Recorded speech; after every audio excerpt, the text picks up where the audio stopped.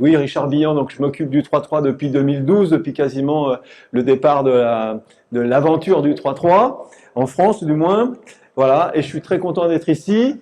Juste un petit sondage rapidement. Est-ce que certains d'entre vous connaissent le 3-3 je veux dire relativement bien avec les règles et tout. Vous pouvez lever la main, ceux qui connaissent les règles et puis le 3-3. Voilà, donc ça veut dire qu'à peu près il y en a ouais, une petite moitié. Donc les autres ne connaissent pas ou peu. Et ça, si j'ai bien compris. Voilà. Et donc vous êtes ici pour voir un petit peu ce que c'est et prendre des informations. Voilà. Et voilà. Alors, on est d'accord. Hein, il y a des gens, il y a des entraîneurs actuellement qui sont très favorables, donc d'autres qui sont un petit peu moins favorables, d'autres qui sont un petit peu hostiles même parfois. Mais c'est pas grave, c'est comme ça. Et j'espère simplement convaincre ceux qui seraient éventuellement un petit peu, voilà, qui hésiteraient, voilà. En tout cas, ouais. Bon, tout ça pour vous dire que le 3-3, c'est d'abord la grande famille du basket. Hein. Faut vraiment pas dissocier les deux. C'est pour moi ce que j'appelle le petit frère du basket. Le grand frère, c'est le 5-5, bien évidemment. Hein. Mais le 3-3 fait partie de la famille du basket. C'est comme le beach volley par rapport au volleyball, c'est comme le rugby à 7, c'est comme le futsal, etc. Ce sont des disciplines qui sont nées récemment dans les sports collectifs, des disciplines réduites, voilà, et qui apportent, à mon avis, une plus-value. Voilà. Donc historiquement, bah, la racine elle est commune, hein, elle est commune au basketball en général. Hein. Le 3-3, on connaît tous l'historique des fameux playgrounds américains, hein, depuis le début du siècle dernier et l'évolution et comment ça produit le basket américain grâce à cette double culture, on va dire, du basket de rue entre guillemets et du basket des universités, du basket de NBA, etc. Et tous les grands joueurs, même actuellement, je pense, hein, mais enfin surtout dans les années 60-70, les grands joueurs de NBA étaient en même temps des joueurs qui jouaient sur les fameux playgrounds, et notamment à Harlem, etc. Les Karim Abdul-Jabbar et Hakim Olajuwon et Julius Erving, pardon. Enfin, tous, voilà. Pour vous dire, voilà, la racine commune. Rapidement pour vous dire, il y a eu un effet 3-3 également en France dans les années 90, hein, avec beaucoup de tournois, des Sprite Tour, des Adidas, Nike, etc. Pendant une dizaine d'années, il y a eu beaucoup une grande attractivité sur ce 3-3, voilà. Et puis c'est un petit peu retombé dans les années 2000. La fédération aussi avait beaucoup investi là-dessus. Et puis la FIBA, par l'intermédiaire de Patrick Baumann, qui est malheureusement décédé en 2018. Patrick Baumann était à la fois secrétaire général de la FIBA et en même temps il était un membre très influent du Comité international olympique. Et c'est ces deux casquettes-là qui ont fait qu'il a réfléchi sur le fait de remettre en place le 3-3 en le transformant, en le modernisant quelque part. Et on va dire que c'est Patrick Baumann aux alentours de 2007-2008 et avec son équipe autour de lui qui a recréé, si vous voulez, le 3-3 pour le faire maintenant ce que j'appelle le 3-3 FIBA, voilà, avec ses règles spécifiques. Voilà, donc c'est quelque chose qui est assez récent dans sa manière de jouer actuellement, hein, parce que le 3-3, on peut considérer que le basket de rue existe toujours, mais le 3-3 c'est assez spécifique parce qu'il y a vraiment ses règles. Hein. Et non seulement il y a des règles de jeu vraiment spécifiques que je ne manquerai pas de vous donner au fur et à mesure. Et n'hésitez pas à m'interpeller, hein, bien évidemment. Mais aussi, le 3-3 a cette particularité, c'est qu'il y a ce fameux ranking individuel. Donc ça, c'est tout à fait nouveau et innovant, notamment dans les sports collectifs, puisque les joueurs vont aller sur les plateformes pour s'inscrire. Et puis à chaque fois qu'ils vont faire des tournois, ils vont marquer des points. Et on a comme cela un ranking mondial, avec un numéro 1 mondial pour les hommes, pour les femmes, les 18, etc. Voilà, donc ça c'est vraiment de l'innovation. Particularité du 3-3 FIBA, c'est que ça joue principalement à l'extérieur et principalement au cœur des villes. C'est-à-dire que l'idée, c'est non plus d'amener les spectateurs au stade, mais d'amener le basket dans la rue au contact du public. Donc c'est un petit peu différent dans l'approche même, vous voyez, mentale de l'activité. Hein, on va au cœur des villes, on va au cœur voilà, du public pour faire aimer cette activité. La plupart du temps c'est gratuit, la plupart du temps il y a des animations autour. Voilà, donc ce qu'on appelle un sport urbain. Voilà. 2012, ça a été vraiment le début de l'aventure pour la France, puisqu'on a fait la première Coupe du Monde. Et puis depuis, alors 2017, très important, parce que c'est la date à laquelle la FIBA a réussi à convaincre le CIO de faire rentrer le 3-3 dans le programme olympique. Et donc 2021, les Jeux Olympiques de Tokyo, apparition pour la première fois du 3-3. Et on a participé avec l'équipe de France féminine. On aurait pu avec les garçons, on a fini 4e au TQO, il aurait fallu faire 3e. Donc on a failli avoir nos 2 équipes. Bon, on était déjà quand même assez fiers, au moins d'être présents sur la première Olympiade au niveau du 3-3. Voilà. Alors, d'autre part, moi je dis toujours aussi 2 choses, enfin une chose surtout. Le 3-3, c'est une activité à part entière. C'est une discipline à part entière qui va évoluer, qui est devenue olympique, etc., etc. Mais c'est aussi, pour moi, un moyen et un formidable outil de formation et de détection pour le 5-5 de manière générale. C'est-à-dire que pour moi, on peut l'utiliser à la fois comme une discipline à part entière, mais aussi comme un outil de travail. Donc voilà. Donc pour les entraîneurs de 5-5, je pense qu'il y a, et j'en suis convaincu, il y a une véritable utilité à pratiquer le 3-3. Parce que c'est maintenant depuis 10 ans là qu'on je vois les joueurs, les joueuses, et là je parle des joueurs et des joueuses professionnelles, tous et toutes nous disent qu'il y a une vraie plus-value. C'est-à-dire que quand ils pratiquent le 3-3 l'été, quand ils viennent en stage équipe de France, quand ils font des grosses compétitions internationales et qu'ils reviennent dans leur club en 5-5, ils sont meilleurs. Globalement, ils sont meilleurs. Ils ont repris de la confiance en eux, enfin ils ont en tout cas accru leur confiance en eux. Ils ont développé des compétences encore plus importantes. Voilà. Et donc ça, c'est pas moi qui le dis, même si je le sais, je l'ai vu. Mais ça, c'est le discours des joueurs et des joueuses. Et là, je vous parle des joueurs et des joueuses professionnelles. On parle d'une vraie plus-value. Voilà. Donc, je pense qu'il y a, c'est tout bénéfice à mon avis, c'est gagnant-gagnant. Voilà. Alors, donc on est bien d'accord que tout ce qu'on va faire aujourd'hui, ça reste du basketball. Savoir tirer, savoir dribbler, savoir passer la balle, savoir faire des écrans, etc. Ça reste du basketball en général. Okay. Après, il y a quelques spécificités qu'on verra. Voilà, il y en a quelques-unes. Mais surtout aussi, on va mettre peut-être plus l'accent sur certaines parties que d'autres. Hein. Voilà. Donc on va dire la même chose, mais des fois, on va mettre le doigt un petit peu plus sur certains domaines. Je pense notamment à l'adresse à 2 points, parce que chez nous, au 3-3, les paniers valent 1 point s'ils sont marqués à l'intérieur de l'arc et 2 points s'ils sont à l'extérieur de l'arc. Donc pour nous, le tir à 6,75 m est très très important. Donc on va forcément le travailler peut-être un petit peu plus encore. Voilà. Et un certain nombre de choses également. Alors, j'espère que ça va vous convenir. J'ai voulu faire pas mal d'exercices. Normalement, un exercice devrait durer plus longtemps, vous êtes bien d'accord. Hein. Là, tous les exercices vont durer entre 6-8 minutes. C'est assez court. Mais c'est aussi pour ça, je me suis dit, il faut que j'en fasse quand même un certain nombre pour que vous repartiez avec des éléments. Hein. Donc, on n'ira peut-être pas toujours à fond, mais on va essayer de multiplier le nombre d'exercices. Et puis n'hésitez pas, j'essaierai de venir aussi régulièrement pour vous questionner, donc n'hésitez pas. Ok? Voilà, donc on va partir d'un entraînement. L'entraînement que je vais faire aujourd'hui, ce sont 2 exercices que l'on fait avec les équipes de France, masculines, féminines. Là, qu'on a fait tout l'été pour préparer à la fois le TQO, préparer les Jeux Olympiques, préparer la Coupe d'Europe. Ce sont tous ces exercices, il n'y a pas tous les exercices qu'on va faire aujourd'hui, mais il y en a en tout cas un grand nombre. Enfin, tous ces exercices-là, je les fais. Voilà.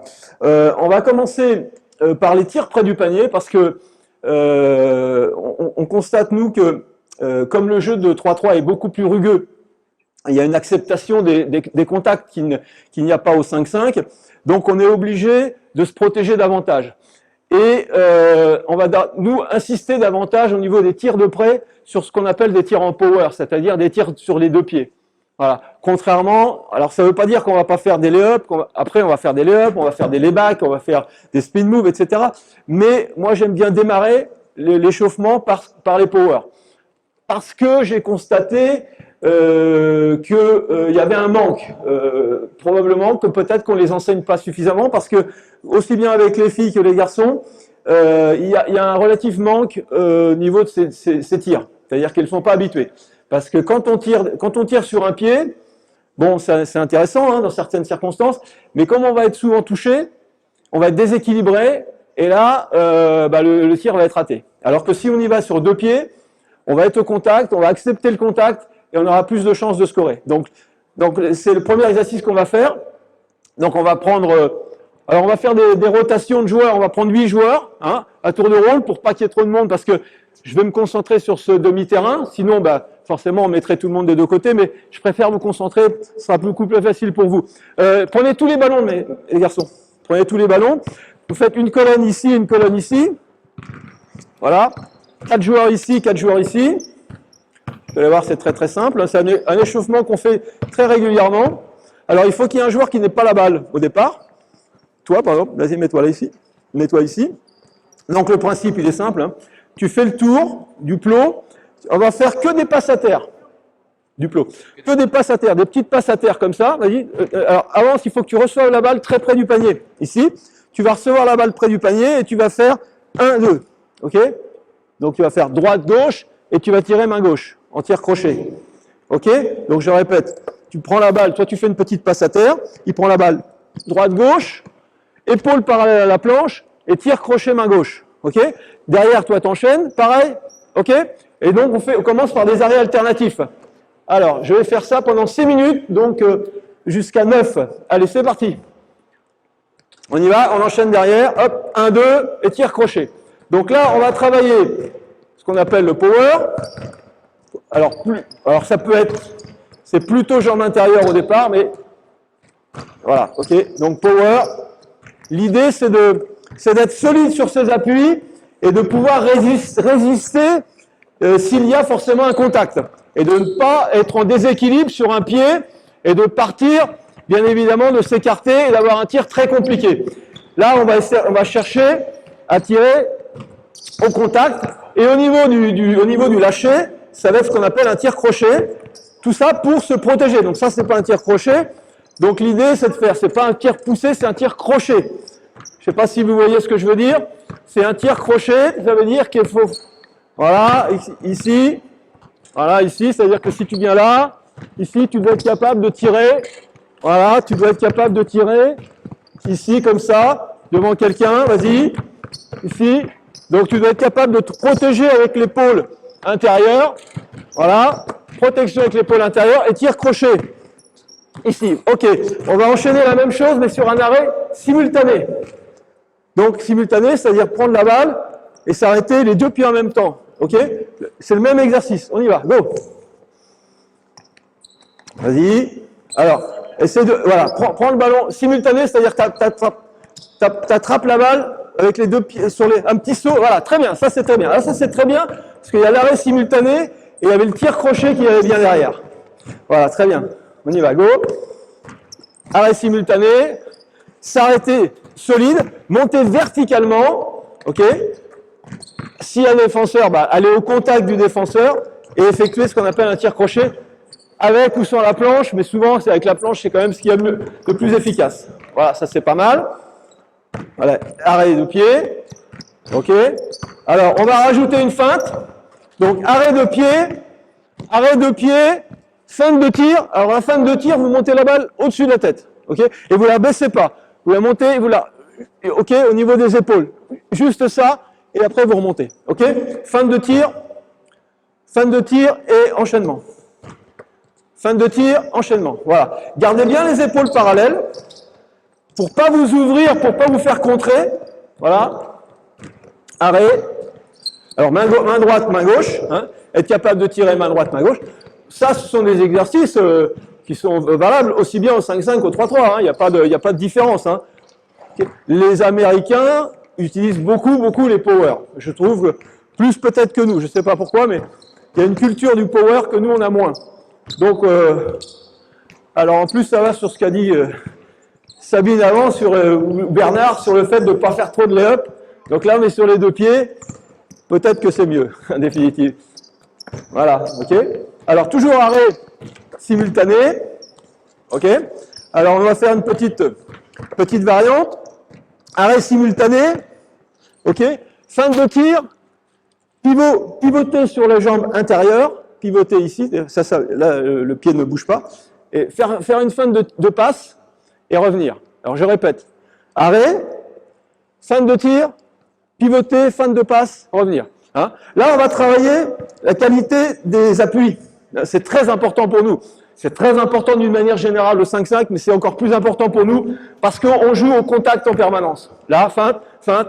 Donc, en faisant ces exercices d'appui, on va dire qu'on développe toutes ces qualités de jeu au sol. Le jeu au sol. Hein. Le basket, en général, c'est du jeu aérien, mais c'est aussi essentiellement du jeu au sol. Et c'est là qu'on va retrouver souvent les grands joueurs, c'est qu'ils ont des appuis extraordinaires. Michael Jordan, qui était le summum du joueur aérien, il avait du jeu au sol extraordinaire. Extraordinaire dans ce jeu de fin. Donc c'est un ensemble. Hein. C'est pas que du jeu aérien, c'est du jeu au sol. Et le jeu au sol, on l'obtient avec ce genre d'exercice-là, en travaillant les appuis. Alors, là, je ne vais pas le faire là, mais on pourrait très bien travailler avec quelqu'un, et nous on le fait beaucoup avec les équipes de France, qui a, vous savez, un bouclier, ce qu'on appelle les boucliers de rugby, et on a toujours un entraîneur qui est là, et qui pousse un peu, et voilà, vous voyez ce que je veux dire. Hein. Ça, c'est vraiment un bon exercice qu'on peut faire. Ok? Voilà. Arrêt, arrêt, bien s'arrêter déjà de pied. Voilà. Alors, on peut en faire encore un petit dernier juste pour changer un petit peu. Attraper la balle cette fois-ci, pour finir, peut-être l'attraper un tout petit peu plus loin et faire un dribble avec les deux mains, c'est-à-dire un dribble à deux mains. Prendre la balle, dribble à deux mains et tire. Ok? Dribble à deux mains fort. Ok? J'essaye. Arrêt simultané. Dribble, là, voilà. Dribble fort. Dribble fort. Vas-y, avance. Voilà. Prends la balle. Boum. Voilà, très bien. On enchaîne. Go. Là, un dribble. Voilà, très bien, c'est mieux. Un dribble. Voilà, et on avance. Très bien, ça y est, ça vient. Allez, encore une minute. Un dribble fort pour... Là, c'est vraiment ce qu'on appelle le power, ça veut dire puissance. Hein. Donc, puissance, c'est vraiment aller chercher fortement l'adversaire. On peut considérer qu'on a un adversaire devant soi, ou qui est au contact, et là, on va avec un dribble fort, puissant, au contact, on n'a pas peur de lui, ok, on accepte qu'il vienne nous toucher, là, on recherche même le contact, comme le faisait dans le temps Tony Parker, quand il allait chercher les joueurs de grande taille dans la raquette, il allait se projeter contre eux, et il faisait son petit tir. Mais c'est pareil. Ok? Bon, parfait. Je vais essayer de rester dans le timing. Donc là, j'y suis. Et le dernier? Eh bien, écoutez, le dernier, il était très très bon. Donc déjà, on peut finir sur ce dernier magnifique. Ok. Alors, si on va éventuellement faire une petite rotation de joueurs, il n'y a pas de problème. Alors maintenant, on va travailler quelque chose de très spécifique au 3-3. Vous savez que quand on gagne la balle, hein, après... Quand on était en défense, qu'on vient d'encaisser un panier ou qu'on prend un rebond défensif, il faut obligatoirement sortir la balle derrière l'arc des 6,75 m. Vous avez deux options. Soit vous faites une passe, soit vous y allez en dribble. Ok? Là, on va voir notamment la sortie de balle en dribble et comment réattaquer derrière. Donc, vous allez vous mettre avec moi ici, de ce côté-là, comme ça on va partir d'ici pour pas gêner. Ok? Et on va travailler un petit truc. Alors là, pour le coup, c'est tout à fait spécifique. Ça n'existe pas au 5-5. C'est-à-dire que venez avec moi ici. Mettez-vous là pour pas gêner. Voilà. Alors là, on est à 10, donc ça veut dire jusqu'à 16, 17.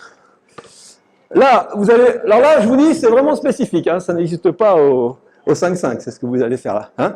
Alors, le règlement impose qu'il n'y ait plus d'appui à l'intérieur. Ok, pour pouvoir réattaquer. C'est-à-dire que, par exemple, donne-moi le ballon. Si je suis ici, je sors. Et si je fais ça, là, c'est une violation.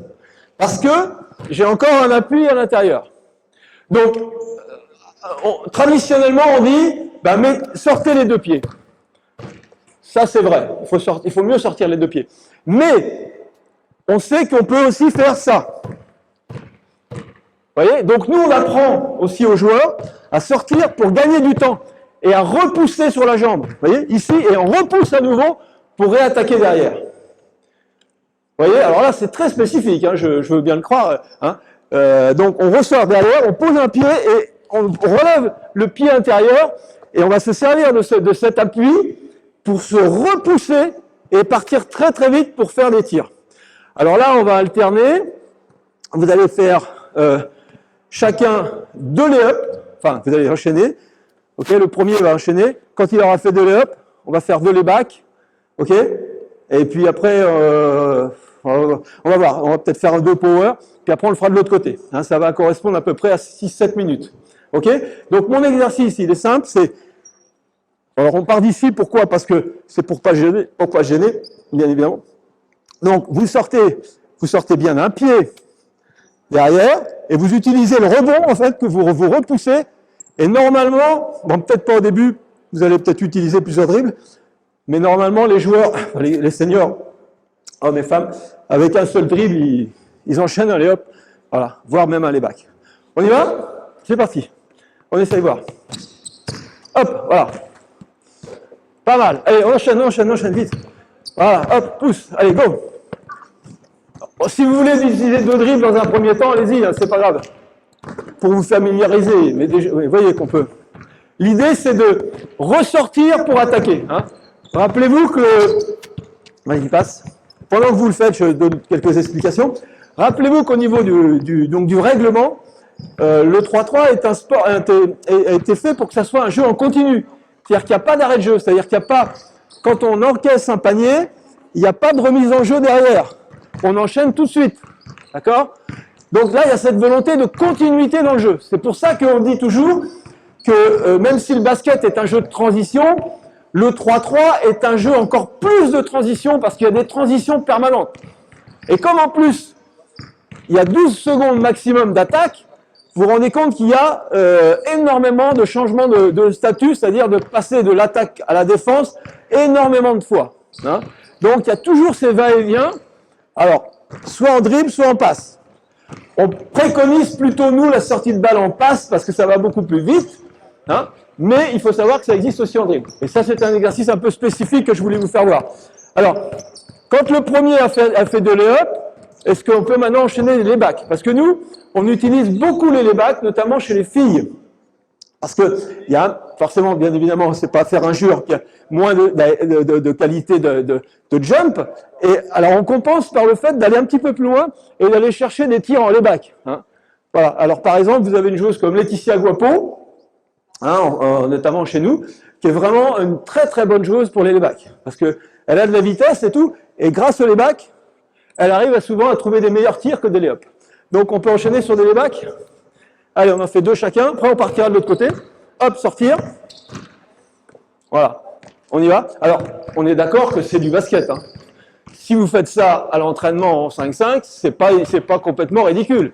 Bon, c'est pas exactement autorisé. Voilà. Mais enfin, ça reste un exercice de changement de direction, un exercice de changement de rythme, un exercice de tir, avec des lay-up, avec des lay-back, avec des power, avec des spin moves. Vous pouvez mettre ce que vous voulez.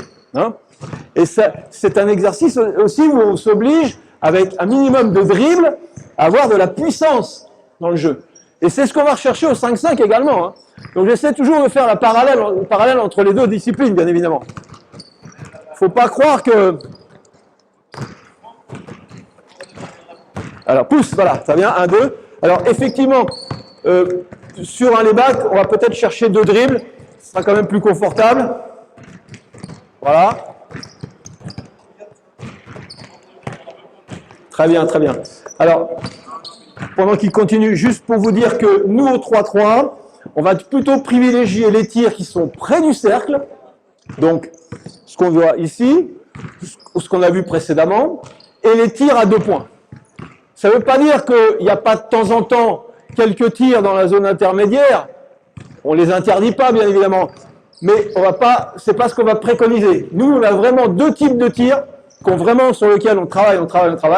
C'est les tirs près du panier toutes les variantes de tir près du panier, et notamment les power, et les tirs à 2 points.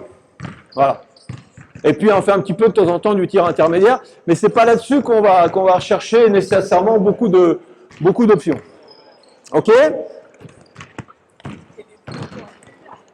C'est bien? Ah, il y a un ballon qui est parti. Oui. Ah, super, bravo. Ok, on passe de l'autre côté. Juste pour que tout le monde voit bien, on va peut-être réduire à un seul à ce moment-là. Un lay-up. Un lay-up. Non, lay-up, on a fait pas mal. À ce moment-là, faites la même chose, mais faites des power maintenant, ce qu'on a fait tout à l'heure. Ok? C'est-à-dire vous allez vous arrêter, soit power alternatif, soit power simultané. Ok? Ça va? C'est bon? Allez, c'est parti, go. Toujours sortir ici. Se repousser. Voilà, ok, bien. Allez.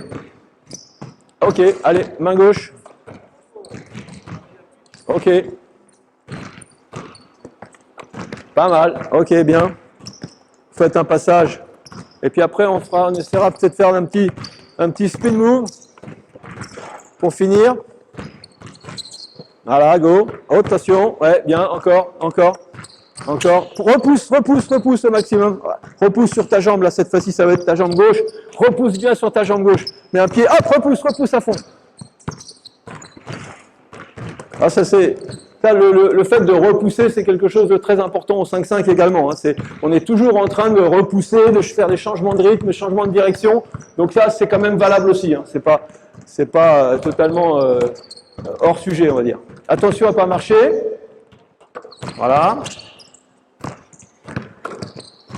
Ok. Ok. Bien. Bon. Ok. Ça va.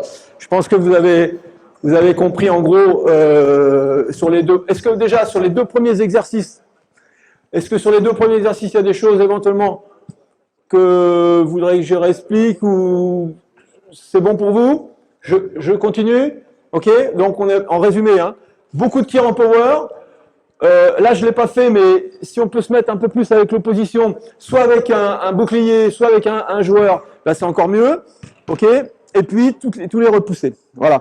Ok. Maintenant, on va commencer à faire ce que j'appelle le travail de passe, le travail de jeu sans ballon. Donc, on va mettre à ce moment-là 4 joueurs ici avec la balle et 4 joueurs dans le corner, s'il vous plaît, sans la balle. Je vais prendre le plot. Voilà. Alors. Ah, zut. Excuse-moi. C'est tombé. Pardon. C'est ça. Est-ce que tu peux me tenir ça d'une minute? Voilà. Ok, excusez-moi. C'est parti. Voilà. Impeccable. Bon, ça, je n'en ai pas besoin. On va le mettre ici. Alors, maintenant, on va travailler tout ce qui est donc jeu sans ballon et jeu de passe. Et pour nous, c'est très, très important. Voilà. Parce que, bon, on est moins nombreux sur le terrain sur le demi-terrain. On a donc plus d'espace. Et notamment, on travaillera beaucoup sur l'espace en profondeur. Donc, tout ce qui est notion de backdoor. Okay. Je m'aperçois également, j'ai dit tout à l'heure au niveau des powers que je trouvais qu'on n'était pas très très bon, globalement en France. Hein, je prends ma part de responsabilité, j'ai entraîné pendant des années, voilà, et peut-être que moi aussi, je n'ai pas insisté suffisamment sur ce type de tir. Et également, aussi, je constate que par exemple, le backdoor, c'est pas quelque chose qui est dans notre culture. Contrairement aux Américains, je reviens toujours aux Américains, mais pas que, les Australiens, j'ai souvent joué en 5-5, très fort au backdoor. Les Espagnols, on se rappelle toujours comment il s'appelle, Rudy Fernandez, qui part toujours dans le backdoor avec les hommes. Ils ont une culture du backdoor qu'on n'a pas nous. Alors peut-être que ça commence à venir, parce qu'on a beaucoup de joueurs qui sont aux États-Unis, mais on n'a pas de culture du backdoor. C'est-à-dire que nous, bon, on applique un peu les systèmes, et on ne pense pas à partir dans le dos, à changer de rythme, et à utiliser justement le backdoor. Et nous, enfin moi particulièrement, alors les joueurs et les joueuses se foutent un peu de moi à chaque fois, parce que j'arrête pas de parler de backdoor tout le temps. Voilà, donc ça devient un peu un jeu maintenant. Mais voilà, on fait énormément de backdoor. Et puis on fait des petits trucs, des petits paris. Quand ils passent des backdoors, alors je leur offre un truc. Voilà, enfin, c'est des petites conneries pour qu'on trouve des petites astuces d'entraîneurs pour les motiver à faire des backdoors et à marquer des backdoors. Voilà. Donc, concrètement, Donc, ce sont des actions qu'on va avoir régulièrement dans le jeu. C'est-à-dire que tu vas remonter ici, hein, et puis on imagine le défenseur qui coupe un peu la passe. Dans ces cas-là, tu repars à fond dans le dos, tu reçois la balle et tu tires. OK? Alors, ce qu'on va faire, pour que ça soit plus facile, une fois que tu as fait ta passe, vas-y, refais-le.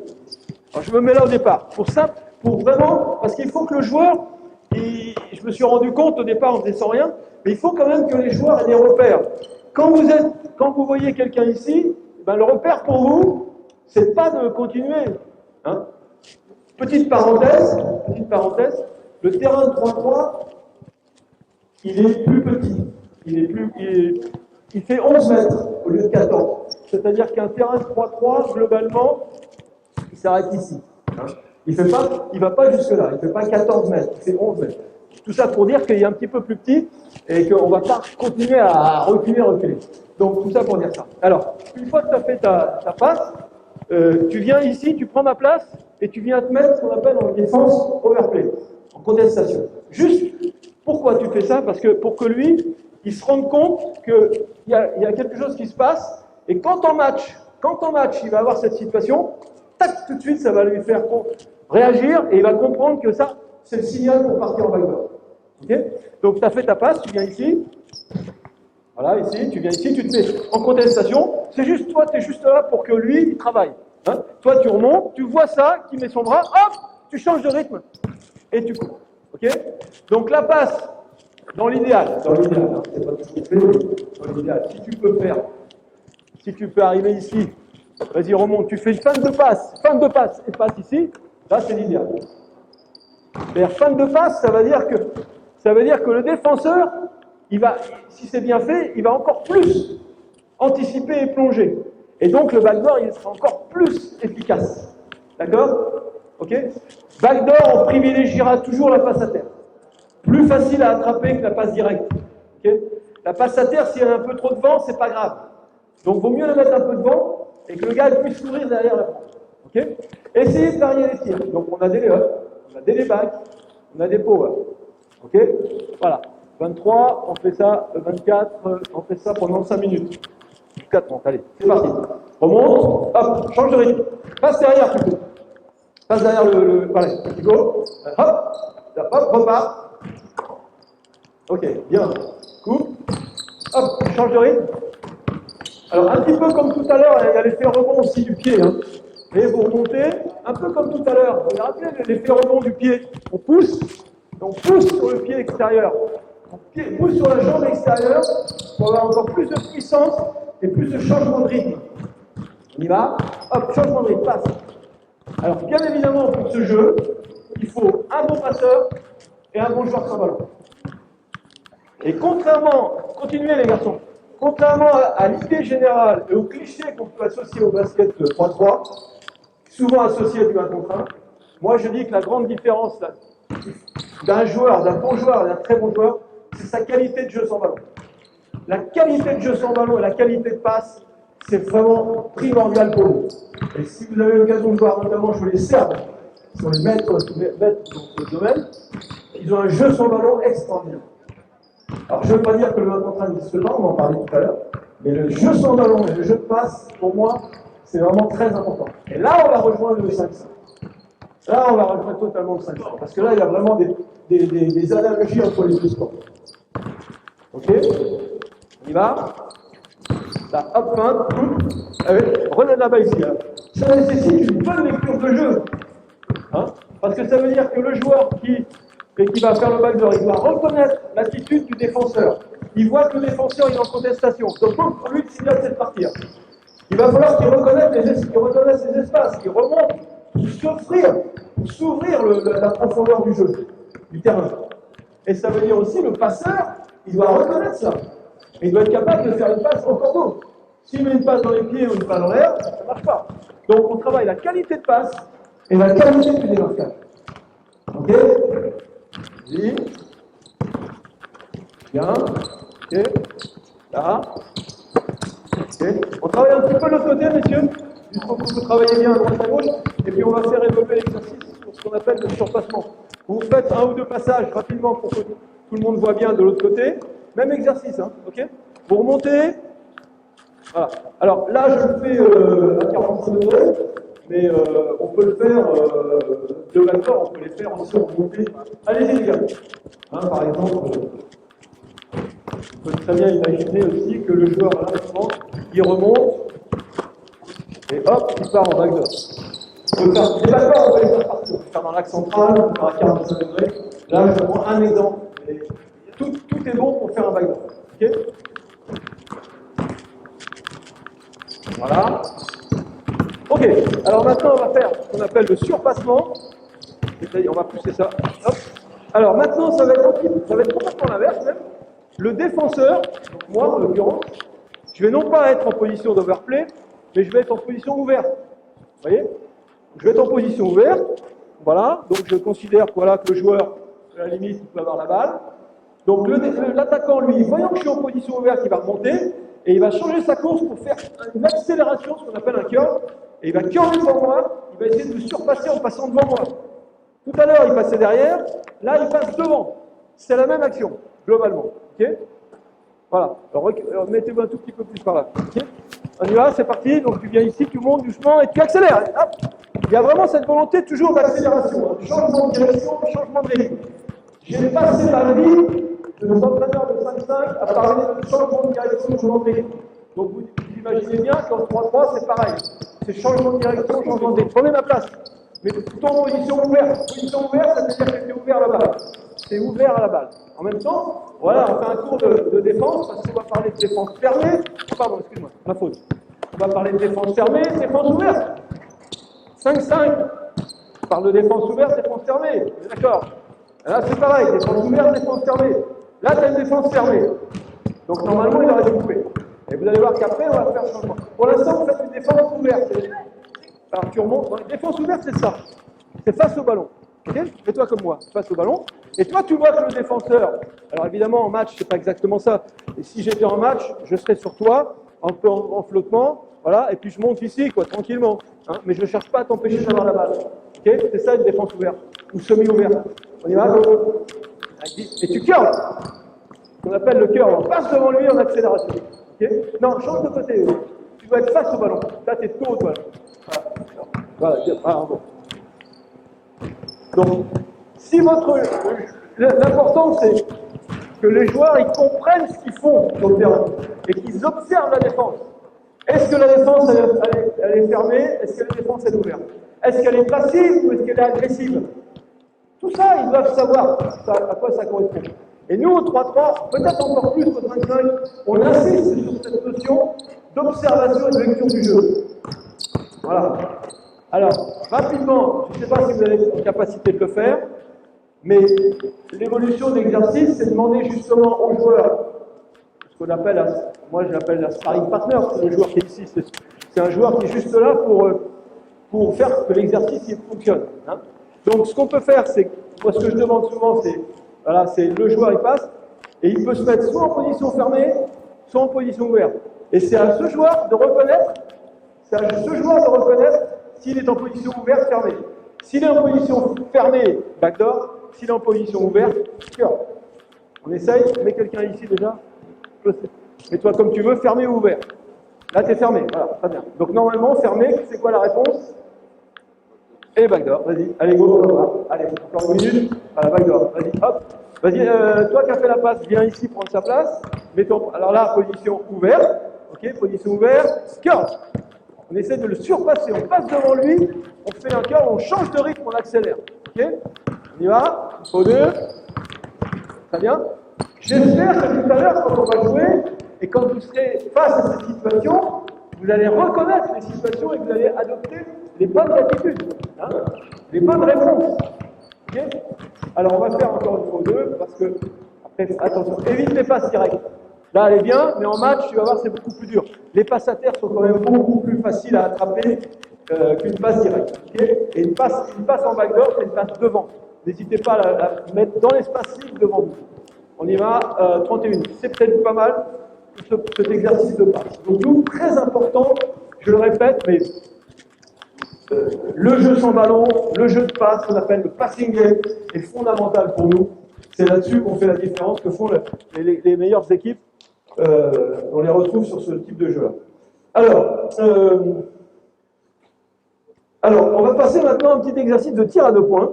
Alors pour cela, je vais vous faire voir, parce que c'est un petit test qu'on fait régulièrement, je me suis dit que ça serait bien de vous le faire voir. Alors là, on va prendre du coup 2 joueurs et on va utiliser les 2 paniers. Okay, alors l'exercice normalement qu'on fait, alors on le fait souvent à l'entraînement et sous forme de test. C'est-à-dire que moi je prends les notes et je marque à chaque fois combien ils font en 1 minute. Voilà, ça permet de voir un peu où on en est. Puis ça fait un bon exercice parce que vous allez voir qu'on décline en 2 possibilités.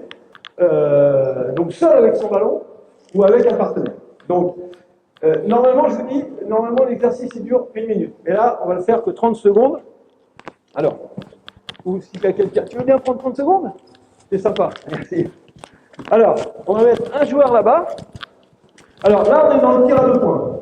Bon, excusez-moi les gars, c'est vrai qu'on ne se fait pas échauffer sur le tir à 2 points. Ça va peut-être pas être terrible au début. Soyez indulgents. Voilà. Là, c'est vraiment un exercice de tir à 2 points, mais je voulais vous en faire voir au moins un ce matin. On en fait plein, bien évidemment. Mais celui-là, on le fait beaucoup parce que, au 3-3, on insistera énormément sur le fait que quand on tire à 2 points, on suit sa balle en rebond offensif. Ça, c'est vraiment, si on peut comparer les 2 disciplines, quelque chose qui existe assez rarement. Je ne veux pas dire que ça n'existe pas. J'ai connu des joueurs qui aimaient suivre leur tir après leur ballon, par contre, après leur tir à 2 points. Mais on va dire que c'est quand même une exception. Nous, au 3-3, c'est non pas une exception, mais c'est recherché. C'est-à-dire qu'on va systématiquement demander aux joueurs qui tirent à 2 points de suivre son ballon. Et j'ai plein d'exemples en tête de matchs où, à force de le faire, on a des résultats. Marie-Ève Fagé, par exemple, c'est une fille qui est devenue experte là-dedans. Charlie Contant, son garçon, est aussi un expert, on va dire, dans le tir à 2 points, avec le fait de suivre sa balle et d'aller en. Alors l'exercice là, il est simple. Alors là, il est simple. Et moi, je le fais, quand je le fais souvent, je note les scores. Comme ça donne des repères. Voilà, donc pendant 30 secondes, quand le coach va donner le signal, tu tires à 2 points, tu récupères ton ballon, tu ressors. Il n'y a pas plus simple. Alors, on va le faire de manière générale, mais souvent je le fais, donc j'en fais plusieurs. J'en fais un premier où on valorise tous les tirs en profondeur de terrain, c'est-à-dire qu'on va mettre ici, on va mettre des plots pour symboliser le fait qu'on va tirer principalement, exclusivement, ici, ok. Et puis j'ai un exercice où on fait l'inverse, on privilégie les tirs au-dessus, et puis les exercices où justement on doit mixer, on doit faire un tir là, un tir là, un tir là, un tir là en alternance. Ok. Pour la simplicité, je vous laisse libre de choisir. C'est juste pour que les entraîneurs puissent voir à quoi ça ressemble un exercice de tir qui dure normalement 1 minute, mais là 30 secondes, en autonomie, avec la volonté de marquer et quand même d'aller récupérer son ballon rapidement, ok, en vue d'un rebond offensif et d'un enchaînement derrière. Ok. Ce que je vous propose, eh bien, on va faire. Tout le monde va passer. Vous êtes 8, c'est ça, oui. 8. Tout le monde va passer 30 secondes. Ok. On va le faire 2 fois. 2 fois, vous allez voir normalement. Et puis la deuxième fois, on va rajouter un passé. On y va? Oui, messieurs, attention, vous tirez. Non, démarrez déjà 2 points. Alors, 2 points, nous, c'est derrière la ligne des 6,75 m. C'est-à-dire la ligne pleine. Il faut que tu tires derrière. Alors, toi, tu tires pas. En match, tu tires ici. Oui, il n'y a pas de problème. D'accord. J'avais un but. Pas de problème. Ok. Donc, on va voir. Attends, viens. Est-ce que tu peux compter les paniers? Le nombre de paniers qui marquent sur le nombre de tirs. Et viens là-bas. Mettez déjà des joueurs de l'autre côté. 4. Voilà, 1, 2, 3, 4. Voilà. Et toi, tu peux compter le nombre de paniers qui va marquer sur le nombre de tirs. À la fin, tu vas nous dire, par exemple, alors, en 1 minute, les joueurs tirent entre 11 et 12 tirs. Donc là, on va tirer à peu près 5-6 tirs, je pense, à peu près. Peut-être plus. Il y a moins l'effet de platine. On va voir sur 5-6 tirs comme il marque. On y va, coach? 3, 2, 1, go. C'est parti. Non, il faut que tu tires à 2 points, hein. C'est un travail de. Alors, oui, excuse-moi, parce que nous, le tir à 2 points, c'est le tir à 3 points. Oui, alors j'aurais dû dire tir à 3 points. Sachant que nous, le tir à 2 points, c'est le tir à 3 points. Tir derrière la ligne des 6,75 m. Voilà. Donc c'est un jeu de vitesse, d'adresse, adresse, vitesse, rebond. Voilà. C'est pas compliqué hein, comme exercice. Hein. Mais franchement, nous on l'utilise énormément, c'est très efficace. Et on en fait beaucoup. C'est bon? Alors combien il a fait? 3 sur combien? Il en a marqué 3 et il en a tiré combien? Tu te rappelles? 3 sur 4? Non. 3 sur 5 ou 3 sur 6 peut-être. Combien ici? Il a marqué 1 sur combien tenté? Ah, il faut compter le nombre de paniers tentés et le nombre de paniers marqués. Il faut qu'on ait un pourcentage si tu veux à la fin normalement. 1 sur 5. Allez, on y va, suivant. Les deux autres, vite. En place, vite. Allez, bon, comme ça vous avez un aperçu. On est bien d'accord qu'on tire derrière la ligne des 6,75 m. Hein. Prêt, coach?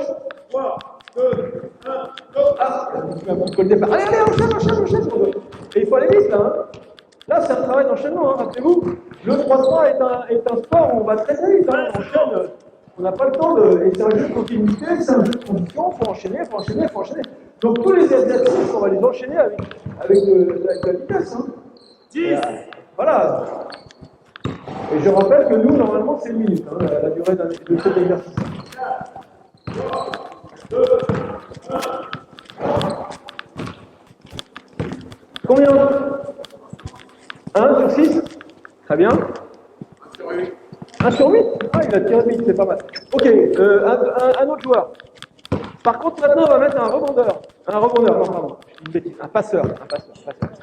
Tu te mets ici, pardon. Mets-toi ici. Donc là, petite variante, c'est globalement la même chose. Tu tires, tu récupères ton ballon au rebond, tu donnes la balle, tu ressors, il te la redonne.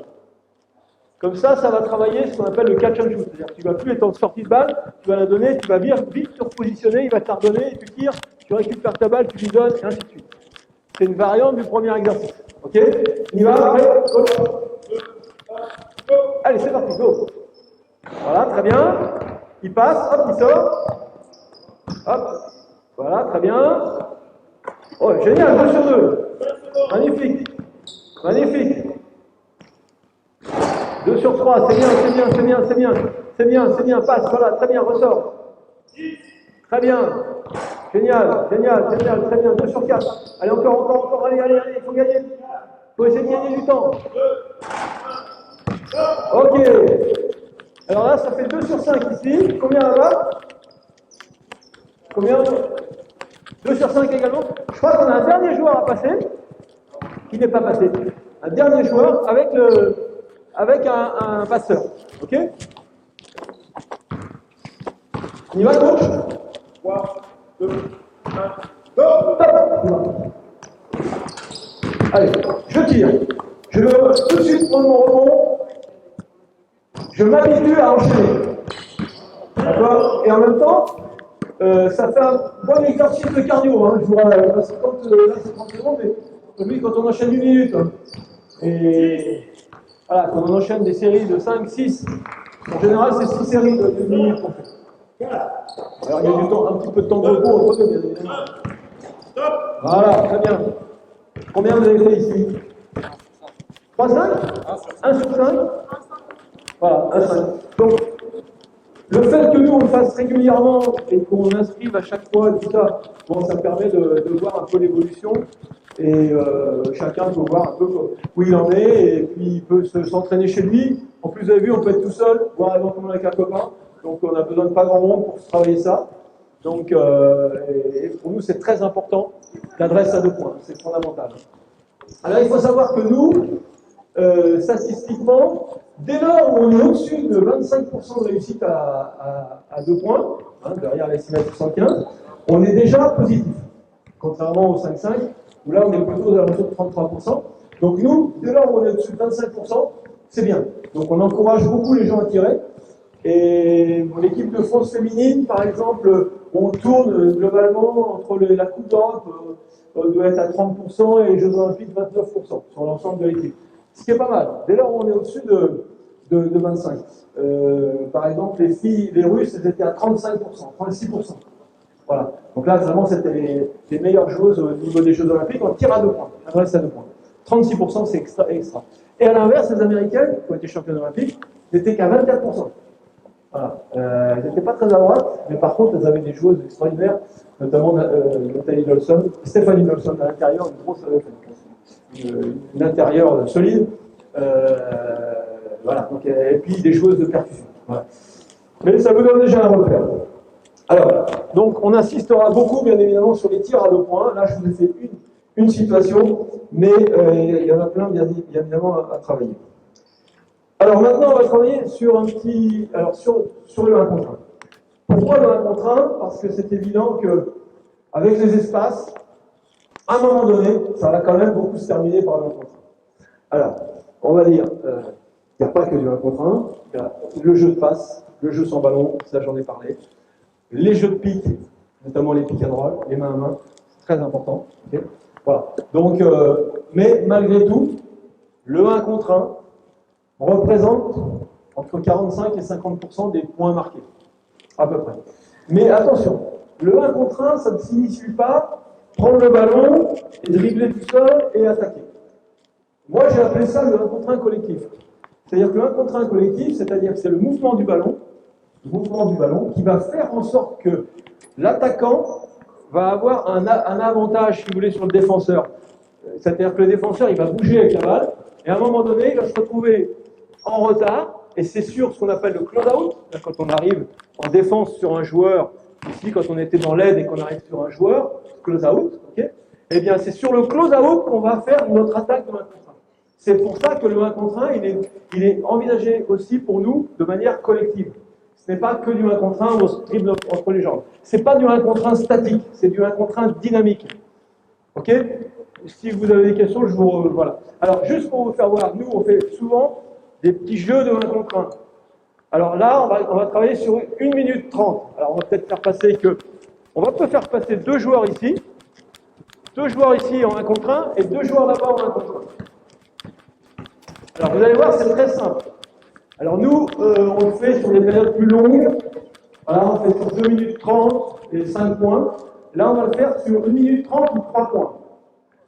Les garçons, un panier à marquer à l'intérieur vaut 1 point, un panier marqué à l'extérieur vaut 2 points. Vous êtes tous d'accord sur la comptabilité des points. D'accord?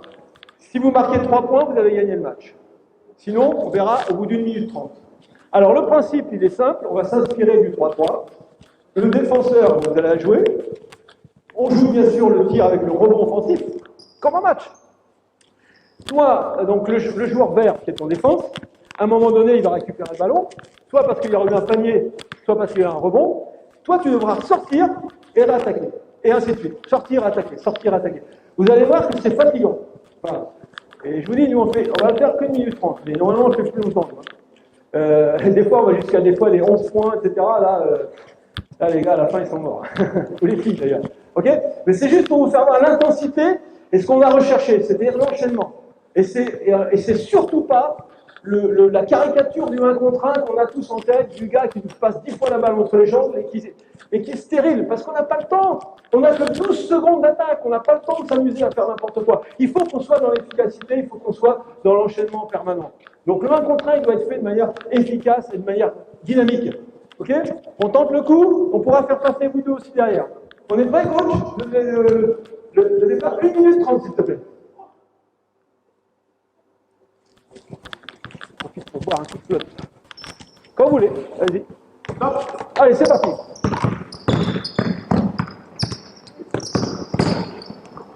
Enchaîne, enchaîne, enchaîne, enchaîne, enchaîne.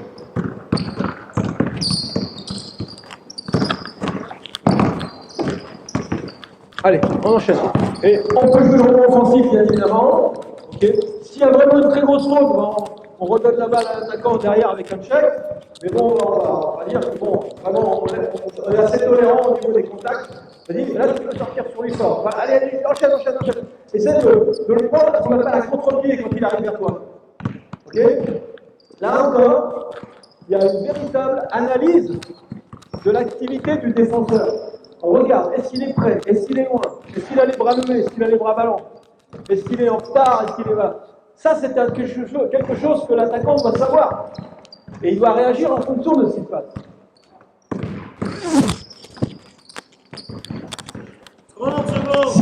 Si vous atteignez 3 points, le match est fini, ok? On enlève ça parce que je... 20 secondes. Allez, encore 20 secondes. Et vous pouvez voir qu'au niveau cardio, ça travaille. Hein. Donc, vous faites ça à l'entraînement de temps en temps, même si vous êtes entraîneur de 5-5, vous faites un peu de 3-3 de temps en temps, vous faites ce genre de choses, ils ne perdent pas leur temps, ils travaillent libre. On est plutôt là sur un travail type résistance. Alors, comment ça a fait là? 2-0. C'est toi qui as gagné 2-0. On enchaîne 2 autres. Qui a gagné là-bas? T'as gagné? Ok.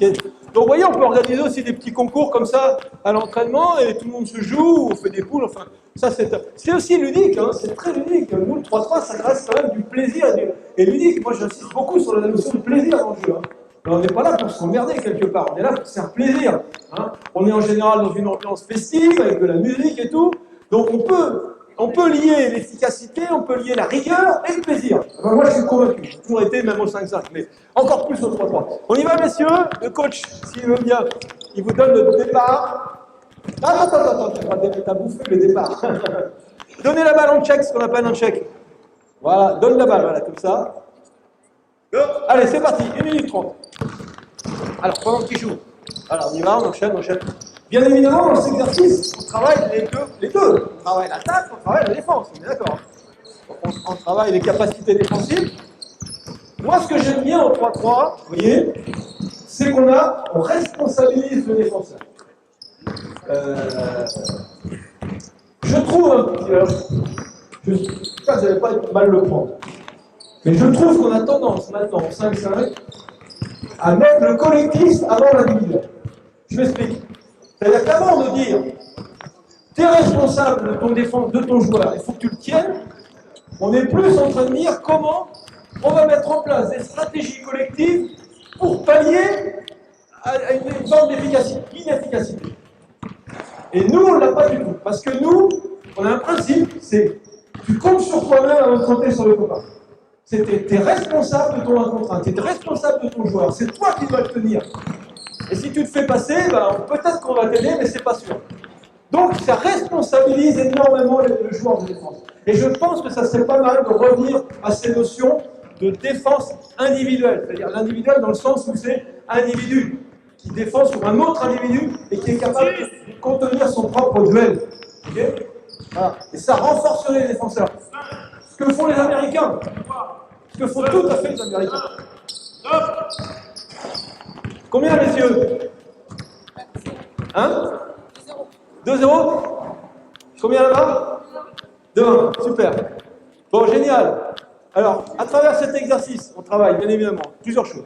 On travaille l'attaque, la réactivité, l'analyse de la défense. On travaille la défense, bien évidemment aussi, la capacité à tenir son duel. On travaille les enchaînements, on travaille le rebond offensif.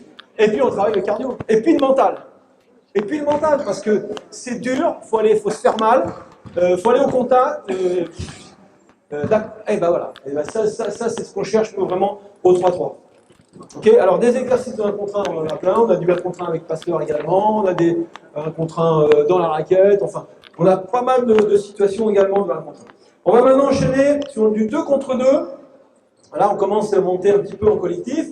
Un petit exercice que je fais aussi assez régulièrement, c'est pour travailler à la fois la défense et l'attaque. Okay. Alors, on va repasser tous ici. Voilà. Et vous allez vous mettre, alors, un joueur à peu près au niveau de la ligne noire, un joueur ici, et un autre joueur au niveau de la ligne noire là-bas. À peu près. Que je ne dise pas de bêtises. Alors, attendez, que je ne dise pas de bêtises. Attendez, parce que cet exercice-là, je le fais de plusieurs manières. Alors, attends. Tu passes ici, voilà, c'est ça. Alors, ok, un seul ballon. Et vous quatre, vous pouvez vous mettre derrière chaque joueur. Parce que c'est vous qui allez enchaîner derrière. Vous pouvez même prendre un ballon. Ok. C'est un exercice de 2 contre 2. Tu démarres avec le ballon ici. Démarre ici. Alors, c'est un exercice que je faisais déjà au 5-5. Que j'ai repris. Non, avance un petit peu. Alors, évidemment, nous, des fois, on commence ici, mais pour que ce soit plus simple, démarre un petit peu plus. Ok.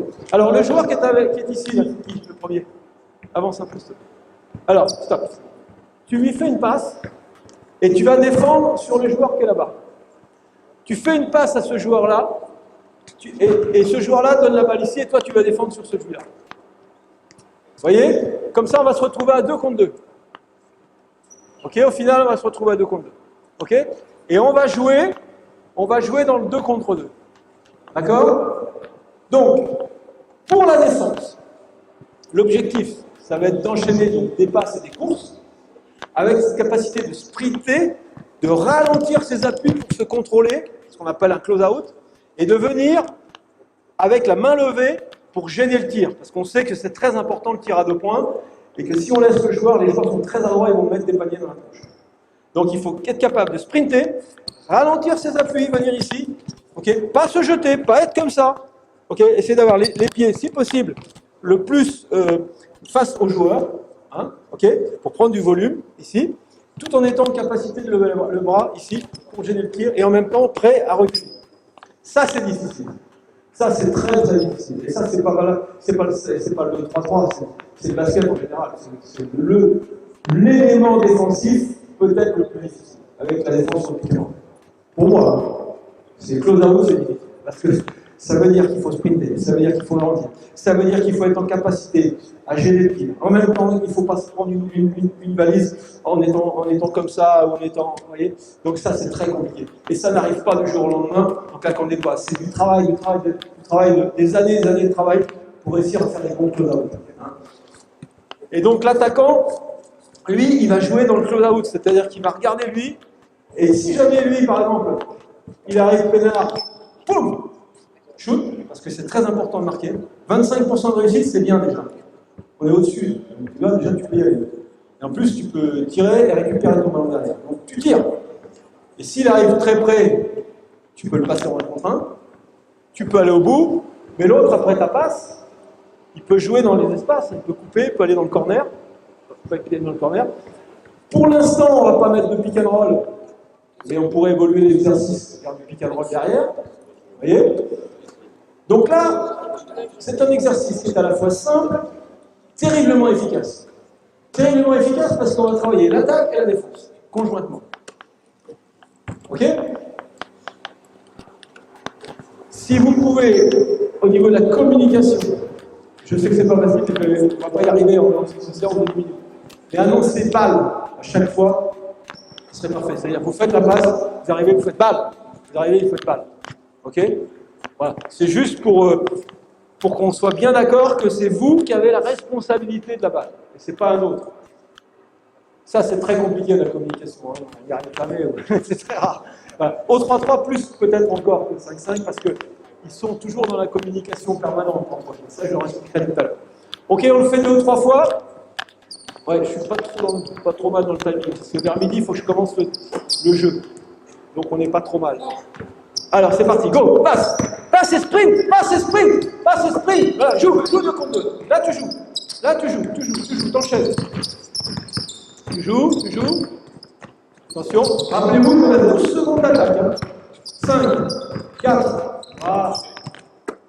Ok, changez les rôles. Alors, changer les rôles, c'est les autres. Voilà, ceux qui viennent de jouer, vous pouvez sortir. Et dans l'idéal, si vous voulez, chaque joueur, il change de place à chaque fois. Comme ça, il attaque et il défend. Chaque joueur change de place à chaque fois. Ok, on y va.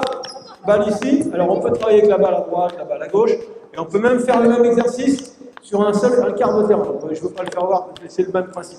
Ok, enlève ton ballon, s'il te plaît. Mets-toi un joueur ici. Un joueur ici. Après, on y va. Go. Tu passes, tu sprints. Non. Recommence. Tu passes d'abord à ce joueur-là. Alors, peut-être je n'ai pas très bien expliqué. Je recommence tranquillement l'explication. Toi, tu vas recevoir la balle, tu vas passer à ce joueur qui est ici et tu vas défendre sur lui. Toi, tu vas lui passer, tu vas aller directement là-bas, et toi, tu vas simplement passer, et vous êtes les attaquants, et les verts sont les défenseurs. Ok? Et on essaie de voir dans la lecture de jeu comment on va pouvoir battre la défense, et vous, comment vous allez faire battre l'attaque en les contrôlant. On y va? Go! Allez, passe! Allons, balle! Actif, ouais! Voilà, ça c'est pas mal! C'est pas mal, joue, jusqu'à temps qu'il y ait rebond au panier. Joue. Ah dommage, joue. Ah dommage, sorti. Allez. Ballon. Attention, avancez vite. Allez, on enchaîne. Go. Passe, fais. Annonce balle. Voilà, très bien. Un contre un. Voilà, très bien. Hop, suivant, on enchaîne. Go. Là, il a vu que le défenseur arrivait sur lui. Il l'a pris à contre-pied. Parce que c'est difficile, la défense. Okay. Mais vous avez vu qu'il n'a pas passé 3 heures à dribbler. Il a enchaîné vite. C'est ça que je veux, moi. Je veux du 1 contre 1 collectif. Et là, moi, je parle de 1 contre 1 collectif, parce que c'est-à-dire que la passe a fait que la défense, on a bougé la défense. Il faut bouger la défense.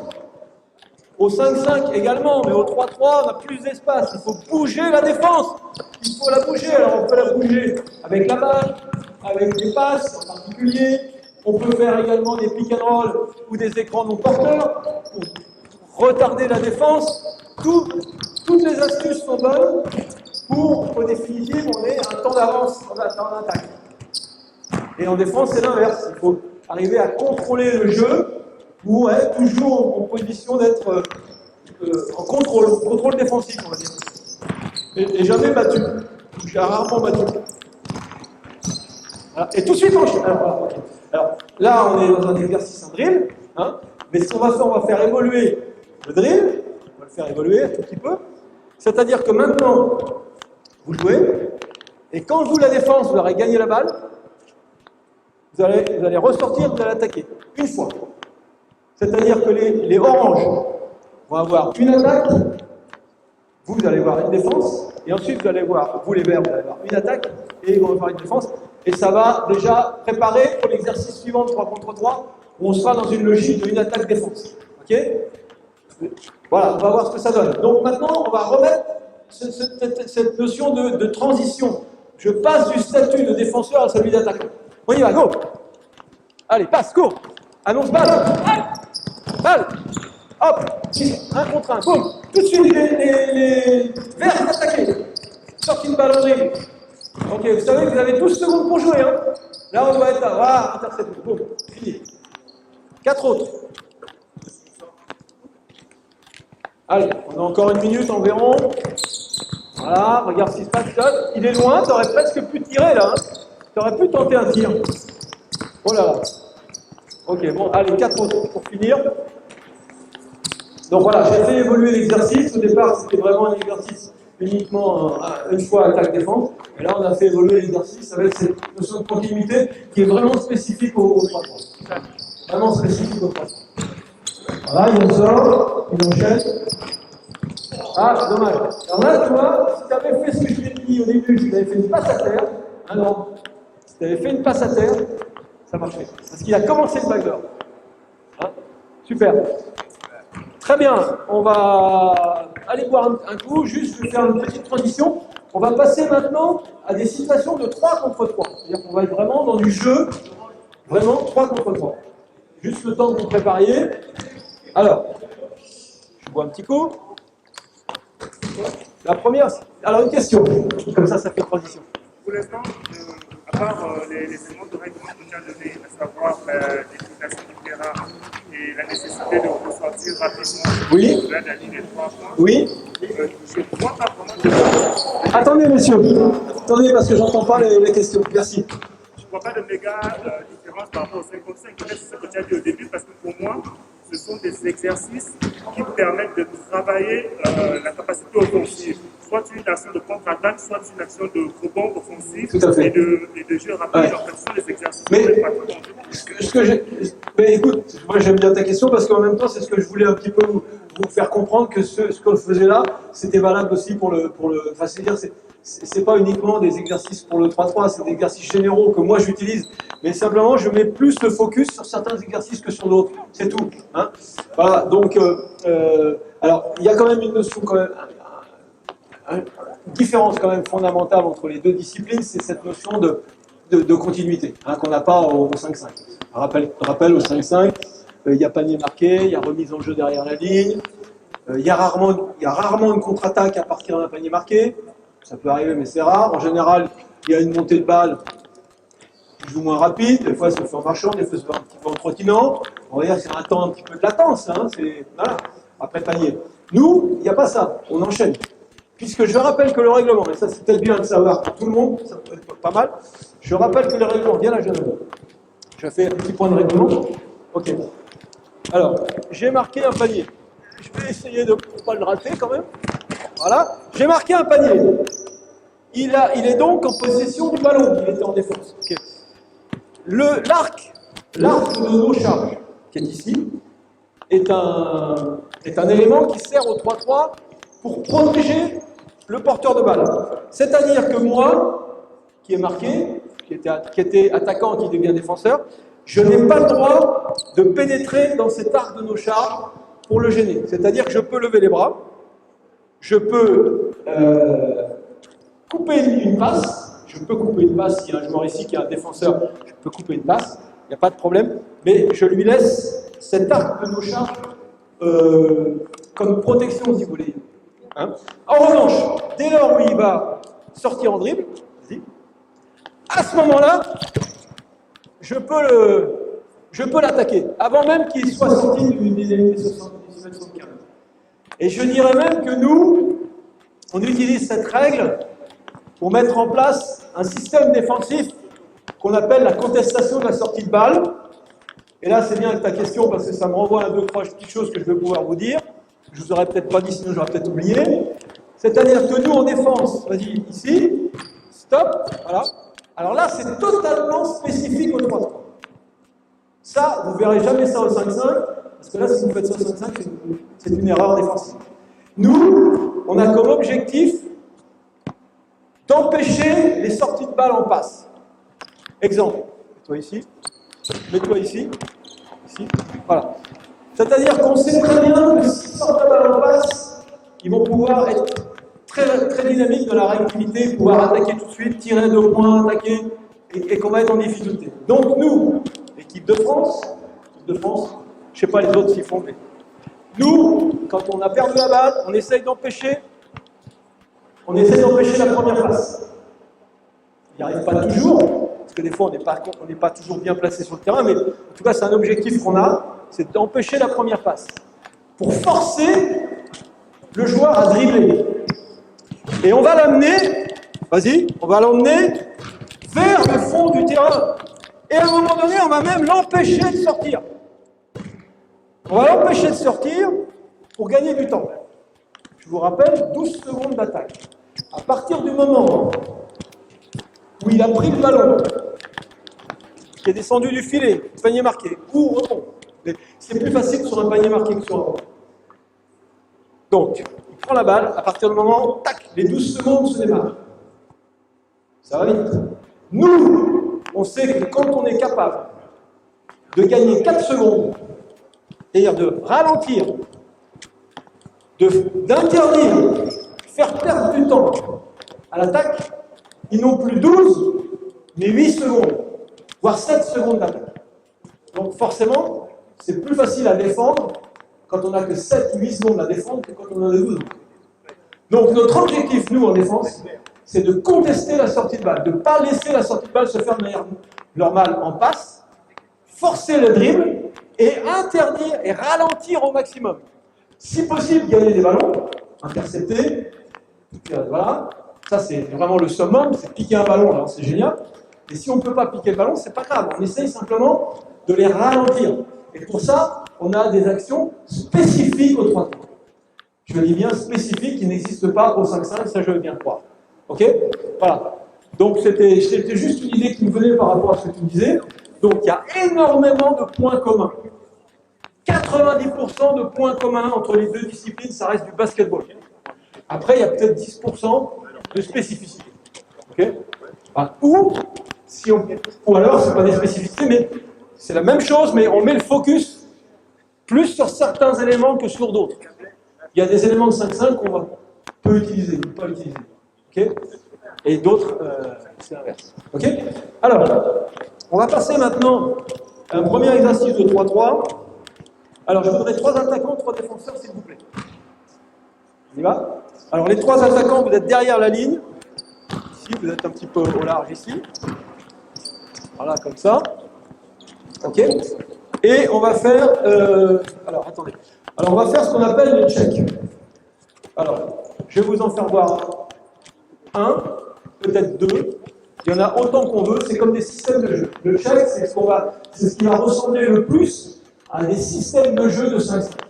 Si on doit faire un comparatif, c'est ce qui va ressembler le plus. Okay, mais la différence, c'est que le check, c'est une situation arrêtée. Hein, contrairement à un système de jeu de 5-5, ben on joue, on annonce 2, 3, 4, 5 et puis on joue. Là, c'est une situation arrêtée. Hein. Toute remise en jeu 3-3 s'effectue par un check. C'est-à-dire, le défenseur est à l'intérieur de l'arc et l'attaquant est à l'extérieur de l'arc, dans l'axe central du terrain. On lui donne la balle et à ce moment-là, le jeu peut démarrer. OK? Voilà. Alors, vas-y, tu veux venir ici. Alors, je vous dis, des checks, on en a plein. Il y en a qu'on fait depuis des années, il y en a qu'on refait, il y a des nouveaux. Moi, j'ai rechangé tous les checks avant la Coupe d'Europe. Voilà, donc, c'est pas qu'ils n'étaient pas bons, mais on voulait faire autre chose. Il fallait aussi qu'on remotive tous les joueurs et les joueuses après les jeux et tout ça. Je me suis dit, il faut qu'on change un peu des trucs, pas faire toujours la même chose. Donc on a rechangé, on a mis tous les checks dehors et on en a pris des autres. Voilà. Mais tous sont bons. Hein. Voilà.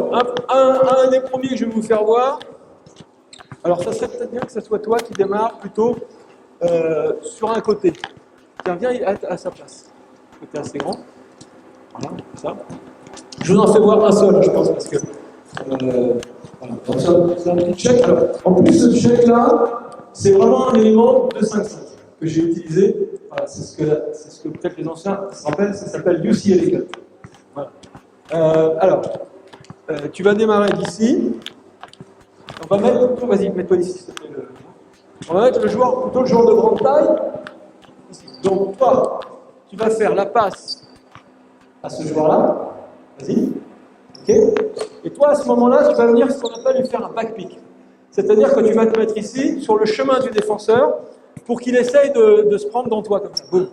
Attention à ne pas bouger. Et sinon, je le fais un écran. Ah, ouais, ça s'appelle un écran. Oui, tu as raison. C'est pas faute, j'ai parlé en direct. Backpick, c'est un écran dans le dos. Hein, tu as raison. Donc, toi, tu coupes. OK. Alors, qu'est-ce qui va se passer? Il va y avoir souvent un switch défensif. Donc, ici. Mais s'il n'y a pas de switch défensif, et si lui, par hasard, il veut rester sur son joueur, tu te rends compte que lui, il est tout seul. Il faut le regarder, on ne sait jamais. Okay. S'il y a un switch défensif, ce qu'on appelle un switch défensif, c'est un changement entre les deux. Je préfère vous le dire, c'est un changement de joueur entre les deux. Un changement de défenseur. Ok. Donc, voilà. Donc, toi, tu viens ici plutôt de l'autre côté du terrain, enfin, sous le cercle. Mets-toi sous le cercle. Mets-toi sous le cercle. Toi, tu avais la balle. Toi, après ton écran, tu sors ici et tu reçois la balle. Tu reçois la balle, vas-y. Ok. Quand on est expert et qu'il y a des switches défensifs ou qu'il n'y a pas de switch défensif, il y a ce qu'on appelle des buns, on peut avoir un très bon tir à 2 points ici. Mais là, ça va pas être le cas. Après ta passe, tu vas faire ce qu'on appelle un écran non porteur. C'est-à-dire qu'après ta passe, tu vas venir ici et là, vous allez reconnaître exactement des mouvements de 5-5 quand on fait, merde, le nom m'échappe, zut, le fameux mouvement où il y a les 2 écrans de chaque côté et on travaille comme ça, il y a 2 joueurs de là, je me rappelle plus le nom, peu importe, c'est pas grave, il y a un nom spécifique pour ce mouvement-là. Mais vous voyez, moi, ça fait longtemps que je fais plus de 5-5, je me rappelle plus le nom. Ok, alors ici il y aura un écran et tu vas sortir de l'écran, ici, voilà, et on va essayer de trouver un tir à 2. L'objectif, c'est d'essayer de faire en sorte que les défenseurs soient en retard et qu'on puisse avoir un tir à 2 points efficace. Mais vous allez voir qu'il y a peut-être des petites choses qui vont se passer. Ok? On va rester là-dessus. Tu as une question? Mais s'il est pris, S'il est pris, c'est-à-dire? bah, si quand je le fais à passe, il y a quand même le joueur sur lui. Il faudra que... Si jamais les défenseurs changent, ça peut être éventuellement ce qu'on appelle un mismatch, c'est-à-dire que le grand va se retrouver avec le petit. Et c'est peut-être sur le grand qu'il va falloir jouer. Tu vois, après son écran, lui, hop, il pose l'écran, et après, hop, il vient ici. Donc, soit tu donnes la balle ici, soit tu donnes la balle ici. Ok? Alors après, si tu peux... Alors, il y a ça. Après, regarde. Regarde aussi. Parce que ça peut être un leurre. C'est-à-dire qu'on fait croire qu'on va jouer là, et on met notre meilleur joueur en 1 contre 1. On met un... Alors, par exemple, Minia Touré, ceux qui regardent un peu les équipes de France, est une très bonne joueuse de 1 contre 1 main gauche. Donc si on fait ce système-là, on va le faire de l'autre côté pour qu'elle soit sur sa main gauche forte. Et pour qu'elle ait tout le quart de terrain pour elle tout seule. C'est-à-dire qu'on va faire croire à la défense qu'on joue là, et en définitive, elle va partir dans le dos de son défenseur main gauche. Mais on va mobiliser la défense et on va lui laisser complètement le terrain. C'est aussi ça la notion de 1 contre 1 collectif. Vous voyez ce que je veux dire, hein? Mais à l'origine, le mouvement, il est fait pour essayer de trouver un bon tir à 2 points. Et on en trouve souvent. Même si beaucoup d'équipes connaissent ce système, ça marche très très bien chez les filles. Vraiment très très très bien. On a souvent des très bons tirs à 2 points. Voilà. Je ne vais pas vous en donner 36, on va rester là-dessus parce qu'après il faut qu'on joue un peu. Parce que là j'ai faut utiliser beaucoup de timing. Alors, hein? Ouais, je sais. Mais là, je m'aperçois que là j'aurais dû finir déjà le premier. Mais c'est pas grave, parce que ce que je voudrais vraiment, c'est vous faire voir si du jeu continue, si ça me ferait plaisir qu'après vous jouiez. Alors on y va vite les gars. Allez, on y va. Alors, on y va, recommence au début, tu te rappelles? Ok. Alors, les verts, comme tout à l'heure, vous allez défendre. Mais ensuite, vous allez attaquer. Ok? Donc, dès que vous allez récupérer la balle, vous attaquez. Ne cherchez pas à faire ce qu'on fait là, c'est pas l'objectif. Vous attaquez. Librement. Donc, on part sur ce qu'on fait énormément de fois. Moi, j'arrête pas de travailler ce genre de choses. Attaque, défense, attaque, défense, attaque, défense. Ok? Voilà. C'est toujours pour travailler aussi la continuité du jeu. L'enchaînement. J'étais en défense, je passe en attaque. J'étais en attaque, je passe en défense. Je vous rappelle que la transition offensive et défensive, c'est peut-être l'élément clé du 3-3. L'élément clé du 3-3. Ok? On y va? Allez, on y va. Go, c'est parti. On va voir ce que ça donne. C'est difficile, hein? Vas-y, coupe, vas-y, hop, ressort. Voilà. Hop, on joue. Vas-y. Ouais. Ah, ouais, vas-y, joue. Ok, joue, enchaînez les verts. Ressortez. Voilà, go. Voilà, jouez. Ok, stop, c'est bon, ça va. Les verts, vous changez de rôle, maintenant c'est vous qui êtes en attaque. Voilà, alors quand on veut travailler l'échec, alors en général, allez-y les gars, on a entre 6 et 8 différents checks par équipe. On peut aussi avoir un check par joueuse ou par joueur, spécifique. Vous voyez? Un petit mouvement pour chaque joueur. En général, c'est 6-8 maximum. Parce qu'après, on se perd dans les checks. On y va? Donc, je rappelle, tu fais la passe. Au moment-là, tu fais un écran dans le dos. Toi, tu coupes au panier. Ok? Tu reçois, toi, tu repasses et tu vas faire un écran. C'est peut-être un petit peu compliqué pour vous, j'en conviens. Ok? On y va? On ne va pas rester trop longtemps non plus là-dessus. Allez, go! On y va. C'est juste pour que vous voyez un petit peu aussi qu'on peut faire du tactique, hein, du technico-technique. Voilà, ok, hop, tu fais, regarde, t'es ouvert, mon grand. Allez, stop. Excuse-moi, on va le reprendre, mais si tu avais la bonne réaction du joueur de 3-3, là tu dis. Parce que tu as vu que ton joueur, il était loin, tu te poses aucune question. Le mec est loin, boum, je tire. Les copains vont au rebond, toi tu vas au rebond. Ok? Recommencer. Et puis après, on va changer l'exercice. Il faut être dans la réactivité du jeu, du tir. Il faut être dans la lecture de jeu. Voilà, hop, regarde, enchaîne. Vas-y, viens, va faire un écran, voilà. Hop, sors de l'écran, boum. Ici, viens, joue, enchaîne. Voilà, viens, hop. Les violets, vous attaquez vite. Ok, enchaîne plus vite. Là, il y a un peu trop de dribble, là, tu vois. Ouais, c'est limite. Bon, ok, très bien.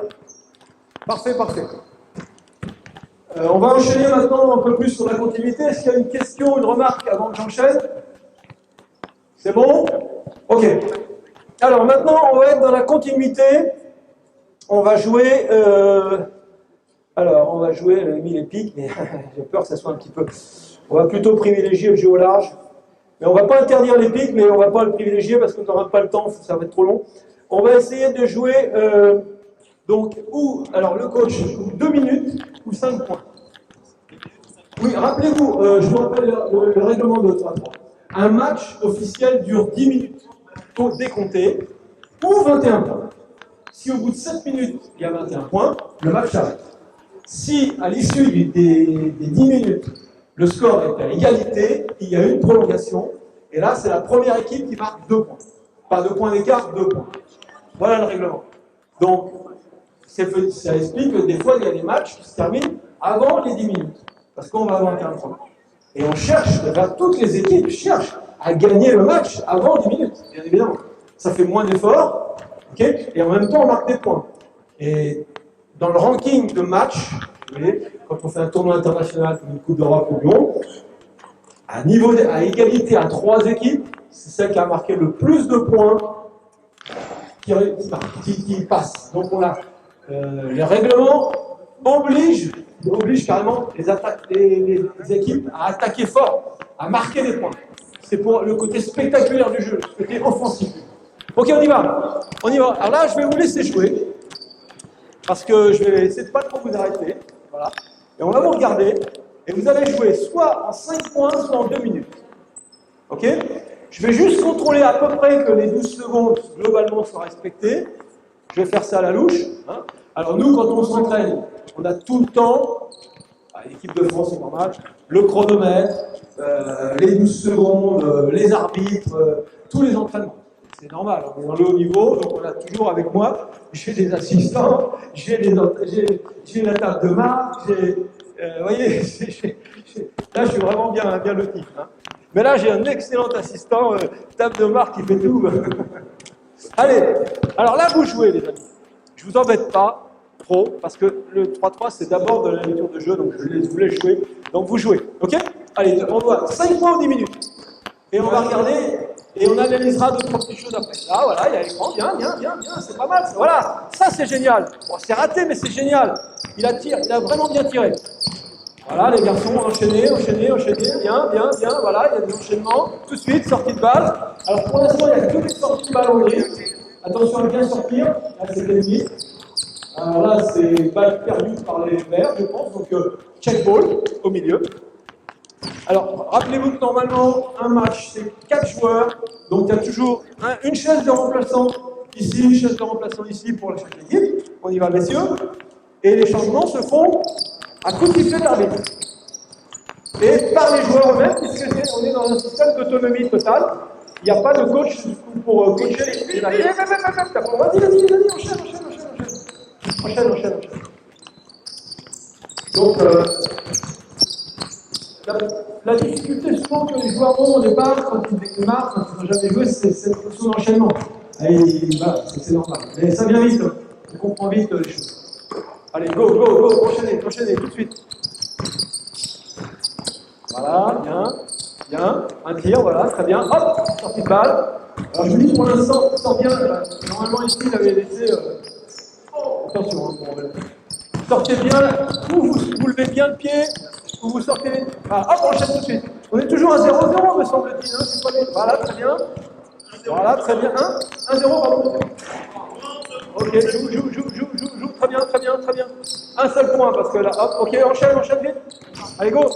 Après, s'il y a d'autres équipes qui veulent jouer, oui. Alors, c'était à 2 points. J'ai pas vu si c'était à 2 points ou à 1 point. Non, t'enchaînes. Il y a eu le panier. Allez, go. Oh, bien, c'est bien joué ça. Oui, ça c'est bien joué. Il a profité du retard. Ouais, bien. 6 secondes. 5, 4, 3, 2, 1. Ok, super. Juste une petite réaction, messieurs. Vite, venez là pour que tout le monde vous entende. Hein, une petite. Non, on va pas se disputer. On est une équipe, on est une team, les gars, on est ensemble. On va voyager dans la France entière, on va peut-être aller au bout du monde ensemble. Ok? Donc on va surtout pas s'engueuler. Par contre, si on a des choses à se dire, on va se le dire. Ok? Les yeux dans les yeux, on va se le dire. Et puis il faut qu'on communique, parce que le coach, il n'est pas là sur le terrain. Il est dans les tribunes. Il n'est pas avec vous. Il est avec vous avant le match. Il est avec vous après le match. Mais pendant le match, il n'est pas là. C'est vous qui êtes seul contre les Verts. Et si vous vous engueulez, C'est catastrophique. Non, je plaisante, hein. Je plaisante. Mais c'est pour expliquer qu'il y a cette notion de communication, cette notion de solidarité qui est tout à fait spécifique à cette activité. Je vous dis, quand je suis avec les équipes de France, j'étais au Japon, il n'y avait pas de spectateurs, malheureusement, c'est bien malheureux, mais prenons l'exemple de Paris, Trocadéro. Eh ben, je ne sais pas si vous y étiez, c'était magnifique. Nous, avec les staff, on était en haut des tribunes. On était avec eux avant le match. Il y avait une tente et tout ça pour qu'on écoute les joueurs, ce qu'on appelle le player lounge. Les joueurs, on voit, on est avec les joueurs. On était avec eux pendant la période d'échauffement sur le terrain annexe. Mais une fois que le match a démarré, nous, on est dans les tribunes. Et là, ils se débrouillent. Donc si on n'a pas travaillé avant pour bien caler tout, c'est pas facile. Mais en même temps, c'est énorme, c'est terriblement enrichissant pour nous, les entraîneurs, de les obliger, de les rendre autonomes. C'est ce que j'adore, moi. Rendre les joueurs autonomes. Il n'y a rien de plus beau pour un pédagogue. Hein, Bernard? Hein? C'est notre boulot, nous, notre job, les pédagogues. C'est de rendre les joueurs autonomes. C'est pas qu'on les attache avec une messe, c'est qu'on les monte et qu'ils deviennent eux-mêmes, qu'ils apprennent à penser par eux-mêmes. C'est ça que j'adore, moi, dans le 3-3. Excusez-moi, je m'enflamme. Allez, go! Une autre équipe, go! Donc, il y a toute cette notion très importante de team spirit, si on peut dire, de collectif, de communication entre les joueurs. Ils font leur changement de joueur, ils font leur temps mort. Il faut qu'on leur apprenne à faire ça. Ils ne sont pas habitués, c'est notre job de le faire.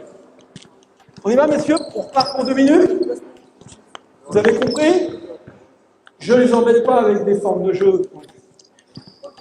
Alors, on peut jouer avec des pick and roll. Énormément de pick and roll. Plus ça va, plus ça va.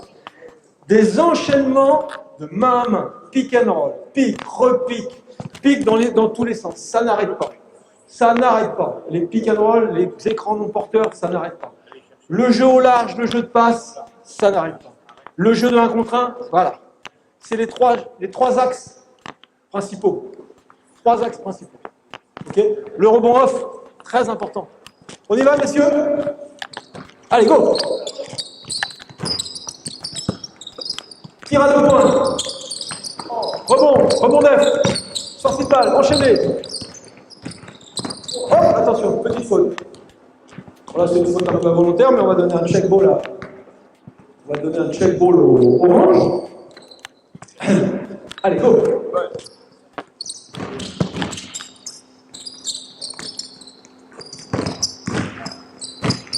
Attention à bien sortir, ouais. Essaye de faire des passes, les gars. Voilà, très bien. Je vous dis, les grandes équipes, elles jouent maximum en passe.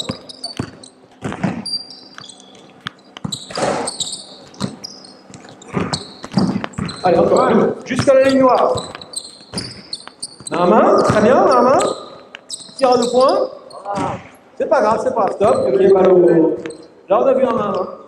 Je vous laisse, messieurs, qui avez sorti de balle, check au milieu.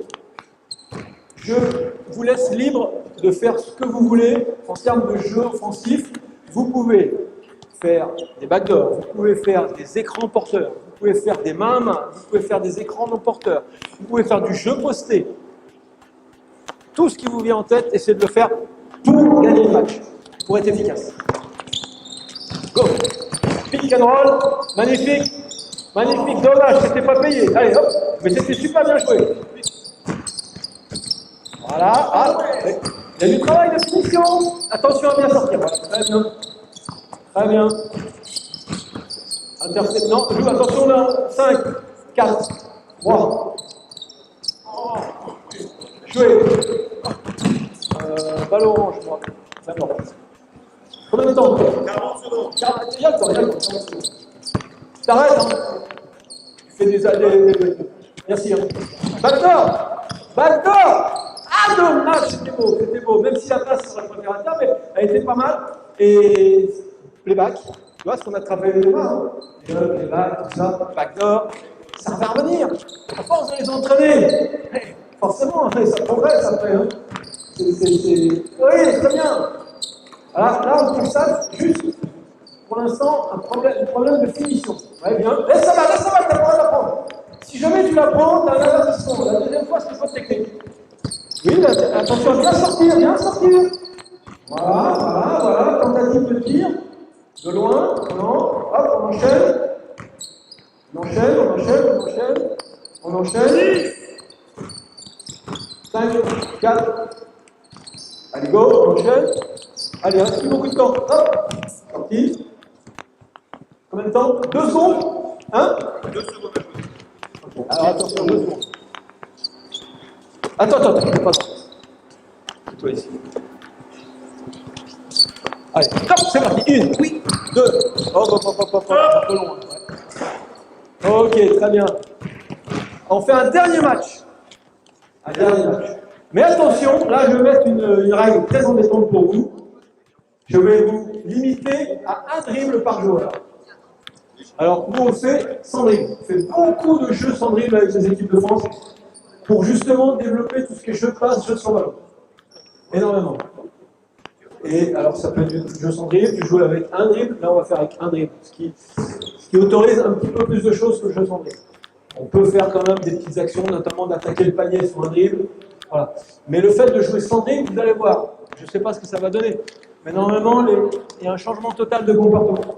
Est-ce que vous avez compris le règlement que j'ai donné aux entraîneurs? C'est un dribble par joueur. Alors, à chaque fois que vous avez la balle, vous avez un dribble. Si vous avez un rebond, vous avez un dribble. À chaque fois. Hein, ok? Mais si vous faites de dribble, c'est balle aux autres. Ça va être dur. Donc, ça veut dire qu'il faut que les autres ils bougent. S'ils ne bougent pas, ça va être stérile, ça va être difficile. Alors, à vous de jouer, puis on va terminer là-dessus. Jeu avec un seul dribble. Go! Allez! Et ben voilà, il a fait un surpassement. Ouais. Regardez. Voilà. Hop, t'as bien joué. Ah tiens, ça me fait penser à un point de règlement. S'il y a un entre-deux, vous connaissez la règle?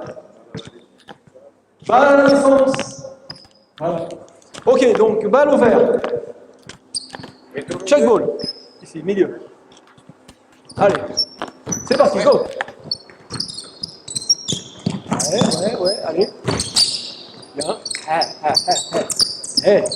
Là, ça nécessite une chose. Hein. Interception. Hop, balle au rouge. Balle au orange. Balle au rouge. Stop. Par contre, le temps d'attaque était déjà presque périmé. Hop. Alors, si vous avez des jeunes joueurs, vous pouvez aller un petit peu plus loin de 10 secondes, éventuellement. Mais il faut quand même rester dans un cadre réduit quand même de temps d'attaque. Il ne faut pas laisser jouer n'importe comment. Là, je pense que vous étiez stop, vous êtes sorti du terrain. J'ai dit tout à l'heure, vous n'avez peut-être pas entendu, que le terrain de basket de 3-3 est moins large, moins long, pardon. Ça s'arrête ici. Il fait 11 mètres de territoire. Par contre, la largeur, ça fait. On y va? Bon, évidemment. Ouais, c'est pas mal. Fixation passe. Ok, bien. Je n'avais pas beaucoup parlé de la fixation passe, c'est très important.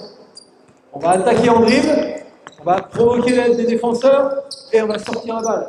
Antoine Aito, spécialiste de la fixation passe, drive and kick. Voilà, bien. Il faut shooter les gars, sinon on va être en limite là. Hein. Ok. Bon. Balle orange parce que de toute façon ils étaient déjà en limite. Bon, je suis conscient qu'il faudrait que ça soit fait un peu plus parce que là on n'a pas non plus un résultat extraordinaire sur ce qu'on voit là, parce que c'est peut-être un petit peu tôt. Hein. Mais ce que je veux vous faire comprendre, c'est qu'en limitant le nombre de drills, voire en l'interdisant, on peut changer totalement le comportement des joueurs. Rien qu'avec une seule consigne. Du coup, on va avoir plus de passes, on va avoir plus de jeux sans ballon. Ouais, c'est pas mal, même si c'était à la limite. Ok, allez, ressort ici. Oui, bien. Ok, ici, bien. Allez. Voilà, bien. Vous voyez, on a déjà des passes. Donc, sans donner vraiment de consigne tactique, rien qu'en jouant sur le fait de dribble ou moins de dribble, pas de dribble. Allez, jouez. 4, 3, 2, 1, stop! Ah, super. Et 31, je vais m'arrêter là. Après, il va y avoir les questions. Voilà, je sais qu'il faut que je sois dans le tennis. Évidemment, je suis un peu frustré parce que je pense qu'on aurait fait, malheureusement, bon, alors peut-être que j'aurais dû réduire les exercices avant, mais j'ai voulu aussi vous faire voir quand même beaucoup d'exercices qui est du contenu. Voilà, au détriment peut-être un petit peu du jeu à la fin. Mais bon, voilà, en tout cas, j'ai fait ce qui me semblait être, me semble-t-il, le mieux pour des entraîneurs qui ne sont pas des spécialistes de 3-3 et qui devraient éventuellement s'y mettre. Voilà, avec et puis vous faire comprendre que le 3-3, ça reste du basketball et que quand on fait du 3-3 en entraînement, on travaille le basket en général, qu'il n'y a pas une vraie. Voilà, mais il y a une vraie plus-value. Notamment sur les aspects transitionnels, sur le côté cardio aussi, l'engagement physique, l'adresse, etc. La prise de responsabilité, très importante. Voilà, parce que des fois, et je peux terminer là-dessus, des fois on a des joueurs, voire des joueuses, plus souvent les joueuses, c'est pas méchant ce que je veux dire, mais qui manquent un petit peu de confiance en elles, de confiance en eux, et qui sur le terrain, elles sont un peu, voilà, ils n'aiment pas tirer parce qu'ils n'osent pas faire mal, parce qu'ils ont peur de rater. Ça, c'est la pire des choses. On ne peut pas vivre avec la peur de rater, c'est pas possible. C'est pas possible. Rater, ça fait partie du jeu. Il faut accepter de rater. Bon, voilà, il faut prendre des risques. Le sport, c'est pour moi l'école de la prise de risque, quelque part. C'est l'école de la vie, c'est l'école de la prise de risque. Donc il faut tenter des choses. Et moi, ce que j'aime bien en 3-3, c'est qu'on se pose moins de questions, on est dans le jeu, et on prend des risques, on prend des responsabilités. Alors, je termine là-dessus. Est-ce qu'il y a des questions? Voilà, c'est ça. Est-ce que vous avez des questions? Allez. Est-ce qu'il y a les 3 secondes dans la raquette Oui.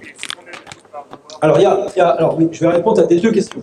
Il y a des 3 secondes dans la raquette et j'ai cru comprendre récemment qu'on va même, renforcer la règle. On va dire, les arbitres auront des consignes pour davantage appliquer les 3 secondes parce que la FIBA veut toujours que ce sport soit spectaculaire et limiter ce qu'on appelle le jeu posté, c'est-à-dire on l'autorise, mais il ne faut pas non plus que ça devienne un jeu où c'est du jeu statique, le jeu posté, vous voyez. Hein. Voilà, donc on va chercher à se battre, en plus c'est des sources des fois de contact un peu. Donc la FIBA, avec le règlement, veut renforcer justement le jeu de 3 secondes et le 5 secondes aussi, parce que c'est-à-dire que quand on a la balle, il faut jouer, il faut prendre un tir avant 5 secondes. Voilà. Donc il y a tous ces règlements qui font qu'on va essayer de valoriser plutôt le jeu en mouvement, le jeu au large, le jeu dynamique, au détriment du jeu posté. Okay. Ça c'est la première règle, donc oui, et la deuxième règle, il n'y a pas de faute personnelle au 3-3, il n'y a pas de faute individuelle, il n'y a que des fautes collectives. C'est-à-dire que vous ne pouvez pas sortir pour 5 fautes, 3 fautes, vous pouvez jouer. Alors évidemment, vous ne pouvez pas faire trop de fautes parce que c'est très pénalisant les fautes, parce qu'au bout de 6 fautes, vous êtes dans la pénalité. C'est-à-dire qu'à partir de la 7e faute, toutes les fautes, c'est 2 lancers francs. Et à la 9e faute, vous êtes dans la double pénalité. Et donc, quand il y a une 10e faute, c'est 2 lancers francs plus la balle. Donc, c'est un élément fondamental de la défense, parce que si vous n'avez pas ça en tête, vous vous retrouvez au bout de 3 minutes de jeu, ça m'est arrivé déjà. C'est arrivé à des équipes de se retrouver au bout de 3-4 minutes de jeu dans la pénalité. C'est-à-dire alors après, quand vous êtes dans la pénalité, des fois, il vaut mieux laisser passer le joueur qui marque un point, plutôt que de faire une faute et qui mettent de lancer franc. Donc là, il y a toute une stratégie, on va dire. Mais la notion de faute individuelle n'existe pas, mais la notion de défense collective, de faute collective existe. Parce que là, justement, il n'y a pas un petit risque de déréglage de l'adaptation Oui, je vois ce que vous voulez dire. Alors oui, mais les joueurs et les joueuses nous le disent, quand ils reviennent d'une campagne l'été, oui, ils sont un peu encore dans le mode 3-3, donc ils sont un petit peu plus durs, et oui, disons qu'ils sont un petit peu encore là-dedans. Mais ça dure quoi, 3-4 jours, une semaine maximum. En général, ça... Enfin, je veux dire, pour les joueurs... voilà, bon, après... oui, effectivement. C'est aussi aux joueurs de savoir se maîtriser quelque part, hein, et savoir là où il met le curseur de son agressivité. Au 3-3, le curseur il est un peu plus haut qu'au 5-5, c'est vrai. Okay. Bah, c'est à lui de savoir s'adapter. Comme avec le ballon, je ne vais pas parler du ballon, mais on a des ballons spécifiques. Vous l'avez peut-être vu, mais on a des ballons qui ne sont ni des ballons taille 6 ni des ballons taille 7, ce sont des ballons spécifiques 3-3, qui sont la taille d'un ballon féminin et le poids d'un ballon masculin. Donc ça aussi c'est important, c'est parce que les législateurs des règlements ont souhaité avoir un ballon unique. Un seul ballon pour tout le monde. Grand, petit, jeune, vieux, femme, homme, c'est le même ballon. Contrairement au 5-5, on a quand même 3 ballons. Hein. Encore plus, mais le taille 5, le taille 6 et le taille 7. Là, il n'y a qu'un seul ballon. Tout le monde joue avec ce même.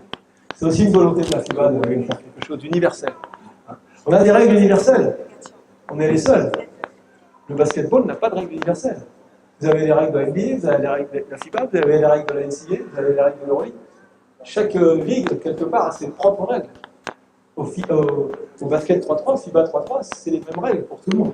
Mêmes règles, quel que soit l'endroit où vous jouez dans le monde. Ça aussi, c'est important.